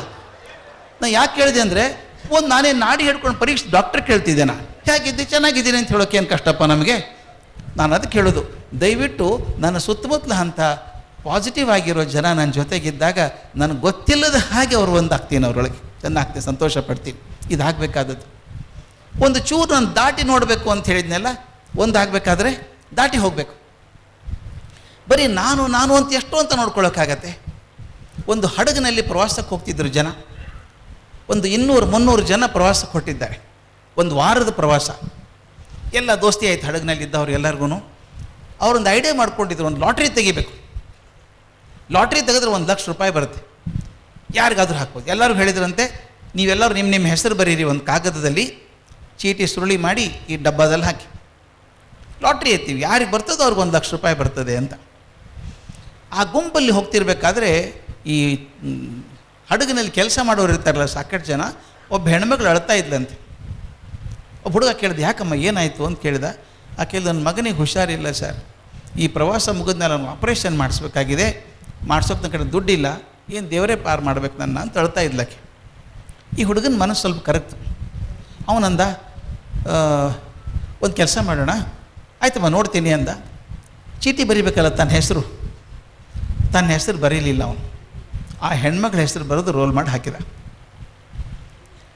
ಲಾಟ್ರಿ ತೆಗಿಯೋಕ್ಕೆ ಹೋದರು. ಲಾಟ್ರಿ ಎತ್ತಿದಾಗ ಆ ಹೆಣ್ಮಗಳಿಗೆ ಲಾಟ್ರಿ ಬಂದಿತ್ತು. ಭಾರಿ ಖುಷಿ ಆಯ್ತು ಆಕೆಗೆ, 1 ಲಕ್ಷ ರೂಪಾಯಿ ಬಂತು ಅಂತ. ಆದರೆ ಲಾಟ್ರಿ ಆದಮೇಲೆ ಎಷ್ಟೊಂದು ಚೀಟಿ ಬಂದಿತ್ತಲ್ಲ, ಹೆಸರು ಬಿದ್ದವಲ್ಲ ಎಲ್ಲರದು, ತೆಗೆದು ನೋಡಿದಾಗ ನಿಮಗೆ ಆಶ್ಚರ್ಯ ಆಗುತ್ತೆ ಸ್ನೇಹಿತರೆ. 100 ಚೀಟಿ ಒಳಗೆ 80 ಜನ ಆಕೆ ಹೆಸರೇ ಬರೆದಿದ್ರಂತೆ. ಇದು ಬದುಕೋ ಲಕ್ಷಣ. ಅಂದರೆ ಒಳ್ಳೆತನ ಎಲ್ಲರ ಮನಸ್ಸಲ್ಲೂ ಇದೆ, ಪ್ರತಿಯೊಬ್ಬರ ಮನಸ್ಸಲ್ಲೂ ಒಳ್ಳೆತನ ಇದೆ. ಅದೊಂದು ಚೂರು ಎಲ್ಲಾದರೂ ಸ್ಟಿಮ್ಯುಲೇಟ್ ಆಗಬೇಕಾದ್ರೆ ಈ ಟಾಕ್ ಟು ಇನ್ಸ್ಪೈರ್ ಆಗಬೇಕು. ಕೆಲವು ಹೇಳ್ತಾರೆ, ಮಾತಾಡಿದರೆ ಏನಾಗ್ತಾರೆ, ಬರೀ ಮಾತಾಡಿ ಸಾಕಾಗಿದೆ ನಮಗೆ, ಏನು ಬರೀ ಮಾತಾಯ್ತಲ್ಲ ಕ್ರಿಯೆ ಮಾಡಿ ಅಂತಾರೆ. ನಾನು ಯಾವಾಗಲೂ ಕೇಳೋದುಂಟು, ಶಂಕರಾಚಾರ್ಯರು ಬಿಲ್ಡಿಂಗ್ ಕಟ್ಟಿದ್ರ, ಮಾತಾಡೇ ಮಾಡಿದರು. ವಿವೇಕಾನಂದರು ಏನು ಮಾಡಿದರು, ಮಾತಾಡಿ ಜನರನ್ನು ರಕ್ಷಿಸಿದರು. ಎಲ್ಲಿ ವಿವೇಕಾನಂದ, ಎಲ್ಲಿನ ಅಣ್ಣಾ ಹಜಾರೆ? ನಿಮಗೆ ಗೊತ್ತು, ಅಣ್ಣಾ ಹಜಾರೆ ಆತ್ಮಹತ್ಯೆ ಮಾಡ್ಕೋಬೇಕು ಅಂತ ಹೊರಟಂಥ ಮನುಷ್ಯ. ಡೆಲ್ಲಿ ಪ್ಲ್ಯಾಟ್ಫಾರ್ಮಲ್ಲಿ ಅಡ್ಡಾಡ್ತಾಯಿದ್ರು, ಯುದ್ಧ ಮುಗಿಸ್ಕೊಂಡು ವಾಪಸ್ ಹೊರಟಿದ್ದಾರೆ ತನ್ನ ರಾಲೇಗಾಂವ್ಗೆ ಹೋಗಬೇಕಾದ್ರೆ. ಆ ಟ್ರಾಲಿಯಲ್ಲಿ ಒಂದು ಪುಸ್ತಕ ತೊಗೊಂಡ್ರು, ಕಾಲ್ ಟು ದ ನೇಷನ್ ಅಂತ, ಮರಾಠಿ ಪುಸ್ತಕ ಓದಿದ್ರು. ಊರಿಗೆ ಹೋದ ತಕ್ಷಣ ಆತ್ಮಹತ್ಯೆ ಮಾಡ್ಕೋಬೇಕನ್ನೋಂಥ ಮನುಷ್ಯ ಆತ್ಮಹತ್ಯೆ ಮಾಡ್ಕೊಳ್ಳೋದನ್ನು ಬಿಟ್ಟು ಆ ಗುಡಿಯಲ್ಲಿದ್ದು ಸಮಾಜ ಸೇವೆ ಮಾಡಿಕೊಂಡು ಆಲ್ಕೋಹಾಲ್ ವಿರುದ್ಧ, ತಂಬಾಕದ ವಿರುದ್ಧ ಹೋರಾಡಿ ಕೊನೆಗೆ ಅವ್ನು ನಿಂತು ಮಾತಾಡಿದೆ ಪ್ರಧಾನಮಂತ್ರಿ ಕೇಳೋ ಹಂಗಾಯ್ತಲ್ಲ. ಅಣ್ಣಾ ಹಜಾರೆ ಆಗೋದಕ್ಕೆ ವಿವೇಕಾನಂದರು ಒಂದು ಸಾಲು ಹಾಕಾಯ್ತು. ಒಬ್ಬ ಬಸವಣ್ಣ ನಮ್ಮನ್ನು ಟ್ರಿಮೇಟ್ ಮಾಡಿಲ್ಲೇನ್ರಿ? ಬಸವಣ್ಣವ್ರು ಒಂದು ಮಾತು ನಮ್ಮ ಮನಸ್ಸು ತಿಳಿಸಿಲ್ವಾ? ಆದ್ದರಿಂದ ಮಾತಿಗಿರುವಂಥ ಶಕ್ತಿ ಕೃಷ್ಣೇಗೌಡರು ತುಂಬ ಚೆನ್ನಾಗಿ ಹೇಳಿದರು. ಮಾತೆಂಬುದು ಜ್ಯೋತಿರ್ಲಿಂಗ ಅಂತ ಹೇಳೋದ್ರ ಜೊತೆಗೆ ಇನ್ನೊಂದು ಹೇಳ್ತಾನೆ, ಶಬ್ದದೊಳಗಿನ ನಿಶಬ್ದದಂತೆ ಅಂತ. ಅಲ್ಲಮ್ಮ ಪ್ರಭು ಹೇಳೋ ಮಾತು. ಬರೀ ಶಬ್ದ ಗಮನಿಸಬೇಡ್ರಿ, ಶಬ್ದದಿಂದಿರುವಂಥ ಧ್ವನಿಯನ್ನು ಗಮನಿಸಬೇಕು. ಆ ಮಾತಾಡೋ ಶಕ್ತಿ ಇದ್ದವರು ಆ ಧ್ವನಿಯನ್ನು ಎಬ್ಬಿಸ್ತಾರೆ. ಹಾಗಾಗಬೇಕು, ಸೇರಿಸ್ಕೋಬೇಕು. ಆದರೆ ಒಂದು ವಿಚಾರ, ಬಹಳ ಜನ ಹೇಳ್ತಾರೆ, ಇಲ್ಲರಿ ಕಾಲದಲ್ಲಿ ಯಾರಿಗೂ ಸಹಾಯ ಮಾಡೋಕ್ಕಾಗಲ್ಲ. ಯಾರು ಮಾಡ್ತಾರೆ ಸರ್ ಸಹಾಯ? ಬಹಳ ನೆಗೆಟಿವ್ ಆಗಬೇಡಿ. ನಾನೊಂದು ದಯವಿಟ್ಟು ಒಂದು ಮಾತು ಹೇಳ್ತೀನಿ, ನಂಬಿ. ಇವತ್ತೇ ಕೂಡ ಪ್ರಪಂಚದಲ್ಲಿ 85% ಜನ ಒಳ್ಳೆಯವರಿದ್ದಾರೆ. 85 ಒಳ್ಳೆಯವರಿದ್ದಾರೆ. 15 ಮಂದಿ ಬಹಳ ಗದ್ದಲ ಮಾಡ್ತಾರೆ, ಕಾಣಿಸ್ತಾರೆ ಜಾಸ್ತಿ ಅವರು. ಆದರೆ 85 ಮಂದಿ ಒಳ್ಳೆಯವರಿದ್ದಾರೆ. ಪ್ರತಿಯೊಬ್ಬರ ಮನಸ್ಸಲ್ಲಿ ಮಾಡಬೇಕು ಅಂತಿದೆ. ಆದರೆ ದಯವಿಟ್ಟು ನಾನು ಬಾಯಿ ತೆಗೆದು ಕೇಳಿದಾಗ ಬೇಕಾದಷ್ಟು ಸಹಾಯ ಮಾಡುವವರು ಇದ್ದಾರೆ. ನನಗಾದಂಥ ಒಂದು ಘಟನೆ ಇದು. ಬಾದಾಮಿಗೆ ಹೋಗಿದ್ದೆ ನಾನು. ಬಾದಾಮಿಯಿಂದ ಬೆಳಗಾಮಿಗೆ ಹೋಗಬೇಕು. ನಿಮ್ಗೆ ಆ ಜಾಗ್ರಫಿ ಗೊತ್ತಾಗಿದೆ, ನಾನು ಕೈ ಮಾಡಿ ಹೇಳ್ತೀನಿ, ಹಾಗೋ ಮಾಡ್ತೀನಿ ಅದನ್ನು. ಬೆಳಗಾವಿಯಿಂದ ನಾನು ಬಾಗಲಕೋಟೆ ಬಾದಾಮಿಯಿಂದ ಬೆಳಗಾಮಿಗೆ ಹೋಗಬೇಕಾದ್ರೆ ದಾರಿಯಲ್ಲಿ ಬಾಗಲಕೋಟೆ ಅಂತ ಒಂದು ಊರು ಬರುತ್ತೆ. ಅಲ್ಲೊಂದು ಸಣ್ಣ ಕ್ರಾಸ್, ಗದ್ದನಕೇರಿ ಕ್ರಾಸ್ ಅಂತಾರೆ. ಎಡಗಡೆ ಹೋದರೆ ಬೆಳಗಾವಿಗೆ ಹೋಗ್ತೀನಿ, ಬಲಗಡೆ ಹೋದರೆ ಬಿಜಾಪುರಕ್ಕೆ ಹೋಗುತ್ತೆ ರಸ್ತೆ. ನಾನು ಬಾದಾಮಿಯಲ್ಲಿ ಕಾರಲ್ಲಿ ಕೂತ್ಕೊಂಡು ಹೊರಟೆ. ಬಾದಾಮಿ ದಾಟಿ ಒಂದು ಅರ್ಧ ಕಿಲೋಮೀಟ್ರ್ ಬಂದಿರಬೇಕು. ನೋಡಿದೆ ಕಾರಲ್ಲಿ ನೀರಿಲ್ಲ ಕುಡಿಯೋದಕ್ಕೆ. ಡ್ರೈವರ್ ಸ್ವಲ್ಪ ನೀರು ತೊಗೋತೀನಿ ಅಂದೆ. ಅಲ್ಲಿ ಹೋಟೆಲ್ ಮುಂದೆ ನಿಲ್ಲಿಸ್ದ. ನೀರು, ಸ್ವಲ್ಪ ಜ್ಯೂಸ್ ಯಾವುದೋ ಬಾಟ್ಲ್ ತೊಗೊಂಡು ಕಾರಲ್ಲಿ ಹಾಕ್ಕೊಂಡು ಬಂದೆ. ಅಲ್ಲಿ ರಸ್ತೆ ಪಕ್ಕದಲ್ಲಿ 3-4 ಜನ ನಿಂತಿದ್ರು. ನಿಮ್ಮ ಚಿತ್ರ ಕಣ್ಮುಂದೆ ಬರಬೇಕದು. ಕಚ್ಚೆ ಧೋತ್ರ, ಬಿಳಿ ಶರ್ಟು, ಕೊಳೆಯಾದದ್ದು, ಹೆಗಲ ಮೇಲೆ ಒಂದು ಕಂಬಳಿ, ಮುದುಕ ನಿಂತಿದ್ದಾನೆ, ಗಡಗಡ ನಡುಗ್ತಾ ಇದ್ದಾನೆ, ಕಣ್ಣಲ್ಲಿ ಸಮ ನೀರಿದೆ. ಅವನ ಪಕ್ಕ ಒಬ್ಬ ಹೆಂಗಸು, ಆಕೆನೂ ಅಳ್ತಾ ಇದ್ಲು. ಇನ್ನೊಬ್ಬ ಹೆಂಗಸು, ಆಕೆನೂ ಅಳ್ತಾ ಇದ್ಲು. ಅವ್ರು ಅಳೋದನ್ನು ನೋಡಿ ಪಾಪ ಏನೋ ತೊಂದರೆಯಲ್ಲಿದ್ದಾರೆ, ಏನೋ ಸಹಾಯ ಮಾಡ್ಬೋದಾ ಅಂಥೇಳಿ, ಯಾಕಮ್ಮ ಏನಾಯಿತು ಅಂತ ಕೇಳಿದೆ. ಅಕ್ಕಿ ಜೋರಾಗಿ ಅಳೋಕ್ಕೆ ಶುರು ಮಾಡಿದ್ಲು. ನಮ್ಮಪ್ಪ ಸರ್ ಹುಷಾರಿಲ್ಲ ಸರ್, ಅವನಿಗೆ ಹೋಗ್ಬೇಕು ಸರ್, ಕೊಲ್ಹಾರಕ್ಕೆ ಹೋಗ್ಬೇಕು ಸರ್ ಅವನು. ಯಾಕೆ ಅಂತ ಕೇಳಿದೆ. ನಮ್ಮ ಅಣ್ಣ ಸರ್ ಆರಾಮಿಲ್ಲ ಅಂತ ಬಿಜಾಪುರ ಆಸ್ಪತ್ರೆಯಲ್ಲಿ ಅಡ್ಮಿಟ್ ಮಾಡಿದ್ದಾರೆ ಸರ್. ಇವತ್ತು ಬೆಳಗ್ಗೆ ಏನೋ ಅವ್ನು ಬದುಕೋಲ್ಲ, ಕರ್ಕೊಂಡು ಹೋಗ್ಬೇಡಿ ಊರಿಗೆ ಅಂದ್ರಂತೆ. ಆಂಬ್ಯುಲೆನ್ಸಲ್ಲಿ ತಂದು ಊರಿಗೆ ಬಿಡ್ತಾ ಇದ್ದಾರಂತೆ ಸರ್. ಅವ್ನು ಬದುಕಲ್ಲಂತೆ. ಅವ್ನು ಸಾಯೋದ್ರೊಳಗೆ ಅವ್ರ ಮುಖ ನೋಡಬೇಕು, ನಮ್ಮಪ್ಪ ಅಳ್ತಾ ಇದ್ದಾನೆ ಸರ್, ಹೆಂಗೆ ಕರ್ಕೊಂಡು ಹೋಗೋದು ಸರ್ ಅಲ್ಲಿ? ನಾ ಇದೆ ನೋಡಮ್ಮ, ಒಂದು ಕೆಲಸ ಮಾಡೋಣ, ಎಷ್ಟು ಜನ ಬರ್ತೀರಿ ನೀವು? ನಾವಿಬ್ಬರೇ ಬರ್ತೀವಿ ಸರ್, ಅಪ್ಪ ನಾನು ಇಬ್ಬರು ಬರ್ತೀವಿ. ನಾನು ಮುಂದೆ ಕೂತ್ಕೋತೀನಿ, ಹಿಂದೆ ಕೂತ್ಕೊಳ್ಳಿ ಅಂದಕ್ಕೆ. ನಾನು ಕೆಲಸ ಮಾಡ್ತೀನಿ. ನನಗೆ ಪರಿಸ್ಥಿತಿ ಹೇಗಿತ್ತು ಅಂದರೆ, ಅವ್ರನ್ನ ಆ ಊರು ತನಕ ಬಿಡೋದ, ನಾನು ಬೆಳಗಾವಿಗೆ ಲೆಕ್ಚರ್ಗೆ ಹೋಗೋಕ್ಕಾಗಲ್ಲ, ಅದು ಬಿಡೋಕ್ಕಾಗಲ್ಲ. ನನಗೊಂದು ಮೊಂಡ ಧೈರ್ಯ. ಈಗ ಹೋದಾಗ ಗದ್ದನಕೇರಿ ಕ್ರಾಸ್ ಬರ್ತದಲ್ಲ, ಬಲಗಡೆ ಹೋದರೆ ಬಿಜಾಪುರ, ದಾರಿಯಲ್ಲಿ ಕೊಲ್ಹಾರ ಊರು, ಅವ್ರ ಊರು. ಸುಮಾರು 30 ಕಿಲೋಮೀಟ್ರ್ ಹೋಗಬೇಕು. ನಾನು ಹೋಗಿ ಬರುವಷ್ಟು ಟೈಮ್ ಇಲ್ಲ. ನನಗೊಂದು ಧೈರ್ಯ, ಗದ್ದನಕೇರಿ ಕ್ರಾಸ್ಗೆ ಹೋದರೆ ಯಾವುದೋ ಒಂದು ಟೆಂಪೋನೋ ಆಟೋ ರಿಕ್ಷಾನೋ ಇರುತ್ತೆ, ನಾನೇ ದುಡ್ಡು ಕೊಟ್ಟು ಕಳಿಸ್ಬಿಡ್ಬೇಕು ಅವ್ರನ್ನ. ಬನ್ನಿ ಕೂತ್ಕೊಳ್ಳಿ ಅಂತ. ಅಷ್ಟು ದಾರಿ ಹೋಗ್ತೀವಲ್ಲ, ಅರ್ಧ ದಾರಿ ಅಂತ. ಹೋದಿ ಒಂದೇ ಸಮ ಅಳ್ತಾ ಇದ್ರು ಪಾಪ ಕಾರಲ್ಲಿ. ನಾಳೆ ಸಮಾಧಾನ ಮಾಡ್ಕೊಳ್ಳಿ, ಏನಾಗಲ್ಲ. ಇಲ್ಲ, ಮಗನ ಮುಖ ಸಿಗ್ತದಿಲ್ಲೋ ಗೊತ್ತಿಲ್ಲ ಸಾರ್ ಅಂತ ಅಳ್ತಾ ಇದ್ದ. ಗದ್ದನಕೇರಿ ಕ್ರಾಸ್ ಬಂತು. ಹಿಡಿದು ಟೀ ಕುಡಿತೀರಾ ಅಂತ ಹೇಳಿದೆ. 2 ಟೀ ತರಿಸಿದೆ, ಬ್ರೆಡ್ ತರಿಸಿದೆ. ಪಾಪ ತಿನ್ನೋಕ್ಕಾಗ್ತಿರ್ಲಿಲ್ಲ ಅಪ್ಪನಿಗೆ. ಬೇಗ ಹೋಗ್ಬೇಕು ಸರ್ ಅಂತಿದ್ದ. ನನ್ನ ಸಂಕಟ ಅಂದರೆ ಗದ್ದನಕೇರಿ ಕ್ರಾಸಲ್ಲಿ ಒಂದು ಆಟೋ ಇಲ್ಲ, ಒಂದು ಟೆಂಪೋ ಇಲ್ಲ ಅವತ್ತು. ಏನಪ್ಪ ಮಾಡೋದು, ಹೇಗೆ ಮಾಡೋದು? ನನಗೆ ಇನ್ನೊಂದು ಕಾರ್ ತರಿಸಿ ಹೋಗೋಕ್ಕಾಗ ಅಷ್ಟು ಅವಕಾಶ ಇಲ್ಲ ನನಗೆ. ಆ ಹೊತ್ತಿಗೆ ಒಂದು ಕಾರ್ ಬಂತು. ಆ ಕಾರಲ್ಲಿ ಗಂಡ ಹೆಂಡತಿ ಒಂದು ಪುಟ್ಟ ಮಗು ಬಂದರು. ನಾನು ಓಡಾಡ್ತಿರೋದನ್ನು ನೋಡಿ, ಯಾಕೆ ಸರ್ ಏನಾದರೂ ಬೇಕಾಗಿತ್ತಾ ಅಂತ ಕೇಳಿದರು. ಇಲ್ಲಪ್ಪ ಹಿಂಗಾಗಿದೆ, ಪಾಪ ಮುದುಕರಿದ್ದಾರೆ, ಅವ್ರ ಮಗನ ನೋಡಬೇಕಾಗಿದೆ, ಮಗ ಬದುಕೋ ಚಾನ್ಸ್ ಇಲ್ಲ, ಹೇಗೆ ಮಾಡೋದು ಅಂತ. ಎಲ್ಲಿಗೆ ಹೋಗ್ಬೇಕು ಸರ್ ಅವರು? ಕೊಲ್ಲಾರಕ್ಕೆ ಹೋಗಬೇಕು ಅಂತ. ಸರ್ ಚಿಂತೆ ಮಾಡಬೇಡಿ, ನಾನು ಬಿಜಾಪುರಕ್ಕೆ ಹೋಗ್ತಾ ಇದ್ದೀನಿ, ಹೇಗಿದ್ರು ಕರ್ಕೊಂಡು ಹೋಗ್ತೀನಿ ಸರ್. ಕರ್ಕೊಂಡು ಹೋಗಿ ಕೊಲ್ಲಾರಕ್ಕೆ ಅವ್ರ ಮನೆಗೆ ಬಿಟ್ಟು ಹೋಗ್ತೀನಿ ಸರ್ ಅಂದ್ಬಿಟ್ಟು ನಿಮ್ಮ ನಂಬರ್ ಕೊಡಿ ಅಂದ. ನನ್ನ ನಂಬರ್ ಅವನು ಕೊಟ್ಟೆ, ಅವನ ನಂಬರ್ ನಾನು ತೊಗೊಂಡೆ. ನಾನು ಮುಂದೆ ಬೆಳಗಾವಿಗೆ ಹೋದೆ. ಮುಂದೆ 40 ನಿಮಿಷಕ್ಕೆ ಆ ಹುಡುಗ ಫೋನ್ ಮಾಡಿ ಫೋನಲ್ಲಿ ಅಳ್ತಾ ಇದ್ದ. ಸರ್ ನೀವು ಮಾಡಿದ್ದು ಭಾಳ ಒಳ್ಳೆ ಕೆಲಸ ಮಾಡಿದ್ರಿ ಸರ್, ಮನೆಗೆ ಕರ್ಕೊಂಡು ಹೋದೆ ಸರ್, ಆ ಹುಡುಗನ ತಂದಿದ್ದಾರೆ ಸರ್, ಹುಡುಗ ಇನ್ನೂ ಜೀವ ಇದೆ ಸರ್, ಅಪ್ಪ ಮಗನ ತಪ್ಕೊಂಡು ಹತ್ಬಿಟ್ಟ ಸರ್, ನಾನು ನೋಡಿ ನಾನು ತಡ್ಕೊಳಕ್ಕಾಗಲಿಲ್ಲ ಸರ್, ಭಗವಂತ ನಾನು ಕರೆಕ್ಟಾಗಿ ಕಳಿಸಿದ ನೋಡಿ ಸರ್, ಹೊತ್ತಿಗೆ ನಾನು ಬರದೇ ಹೋಗಿದ್ರೆ ಕಷ್ಟ ಆಗ್ತಿತ್ತಲ್ಲ ಮುದುಕನಿಗೆ ಅಂದೆ. ನನಗೊಂದು ನಂಬಿಕೆ ಇದೆ ಸರ್, ನೀವು ನಂಬ್ತಿರೋ ಬಿಡ್ತಿರೋ ಮೂಢನಂಬಿಕೆ ಅಂತಿರೋ ಗೊತ್ತಿಲ್ಲ, ನೀವು ಯಾವುದಾದ್ರೂ ಒಂದು ಅತ್ಯಂತ ಒಳ್ಳೆ ಕೆಲಸ ಮಾಡಬೇಕು ಅಂತ ಗಟ್ಟಿ ಮನಸ್ಸು ಮಾಡಿ ನಿಂತ್ಕೊಂಡ್ರೆ ಭಗವಂತ ನಿಮ್ಮ ಪಕ್ಕದಲ್ಲಿ ನಿಂತ್ಕೋತಾನೆ, ಅದ್ರ ಬಗ್ಗೆ ಗ್ಯಾರಂಟಿ ಇರಬೇಕು. ನಾವು ಸಾಮಾನ್ಯವಾಗಿ ಡೌಟ್ ಮಾಡೋ ಭಗವಂತನ ಬಗ್ಗೆ, ಬರ್ತಾನೋ ಇಲ್ಲೋ, ಬ್ಯುಸಿ ಇದ್ದರೆ ಡೌಟ್ ಮಾಡಿದರೆ ಬರೋದೇ ಇಲ್ಲ. ಅದಕ್ಕೆ ನಮ್ಮ ಗುಂಡಪ್ಪನವ್ರು ಚೆನ್ನಾಗಿ ಹೇಳ್ತಾರೆ, ನಂಬದಿರ್ದನು ತಂದೆ ನಂಬಿದನು ಪ್ರಹ್ಲಾದ, ನಂಬಿಯೂ ನಂಬದಿರುವ ಇಬ್ಬಂದಿ ನೀನು, ಕಂಬದಿನೋ ಬಿಂಬದಿನೋ ಮೋಕ್ಷ ಅವರಿಂಗಾಯ್ತು, ಸಿಂಬಳದಿನೊಣ ನೀನು ಮಂಕುತಿಮ್ಮ. ನಂಬೋದಿಲ್ಲ ನಂಬ್ತೀನಿ, ಗಟ್ಟಿಯಾಗಿ ನಂಬಬೇಕು. ಒಳ್ಳೆ ಕೆಲಸ ಮಾಡೋಕ್ಕೆ ಹೋದಾಗ ಗಟ್ಟಿಯಾಗಿ ನಂಬಿ ಖಂಡಿತ ಆಗತ್ತೆ, 100% ಆಗತ್ತೆ. ಆ ಹುಡುಗ ಅಳ್ತಾ ಇದ್ದ. ನಾನಂದೆ, ಮರಯ್ಯ ನೀನು ದೊಡ್ಡ ಕೆಲಸ ಮಾಡಿದೆಲ್ಲಪ್ಪ ಇವತ್ತು ಬಿಟ್ಟೆಲ್ಲಿ ಅಂತ. ಇಲ್ಲ ಸರ್, ಅವ್ನು ಹೇಳಿದ ಮಾತನ್ನು ಮರೆಯೋಕ್ಕೆ ಸಾಧ್ಯ ಆದಮೇಲೆ ಆರ್ಟಿಕಲ್ ಬರೆದೆ ಅದ್ರ ಮೇಲೆ ನಾನು. Sir, I am so grateful to God because he use me as an instrument for the right cause. ಒಂದು ಒಳ್ಳೆ ಕೆಲಸಕ್ಕೆ ಭಗವಂತನ ಉಪಕರಣ ಮಾಡ್ಕೊಂಡಲ್ಲ ನನ್ನ ಅಂತ. ದಯವಿಟ್ಟು ತಿಳ್ಕೊಳ್ಳಿ, ನೀವು ಒಳ್ಳೆ ಕೆಲಸ ಮಾಡೋಕ್ಕೆ ಹೋದಾಗ ಭಗವಂತ ನಿಮ್ಮನ್ನು ಉಪಕರಣ ಬಳಸ್ಕೋತಾನೆ. ಅದಕ್ಕೆ ಭಗವದ್ಗೀತೆಯಲ್ಲಿ ಅದೇ ಮಾತಾ ಕೃಷ್ಣ ಹೇಳಿದು, ಇದೊಂದು ನಿಮಿತ್ತ ಮಾತ್ರ ಭವಿಸವ್ಯ ಸಾಚಿನ್ ಅಂತ. ನಿಮಿತ್ತ ಆಗಪ್ಪ, ನೀನು ಕಾರಣ ಆಗಿ ಸುಮ್ಮನೆ ಮಾಡ್ತೇನೆ ಎಲ್ಲನೂ, ನೀ ಕಾರಣ ಆಗು. ಒಬ್ರು ಯಾರಾದರೂ ಕಾರಣ ಬೇಕಲ್ಲ. ಆದ್ದರಿಂದ ಒಳ್ಳೆ ಕೆಲಸ ಮಾಡಬೇಕು ಅಂತ ಹೊರಟಾಗ ಖಂಡಿತ ಜನ ಸಿಗ್ತಾರೆ, ಒಳ್ಳೆ ಪ್ರೀತಿಯವರು ಸಿಗ್ತಾರೆ. ಒಂದು ಚೂರು ಮತ್ತೊಬ್ಬರಿಗೋಸ್ಕರ ಹೃದಯ ತುಡಿದಾಗ ಒಂದಾಗೋಕ್ಕೆ ಸಾಧ್ಯ ಇದೆ. ತುಡಿಬೇಕಾದ್ರೆ ಏನು ಮಾಡ್ಬೇಕು ಹೇಳಿ?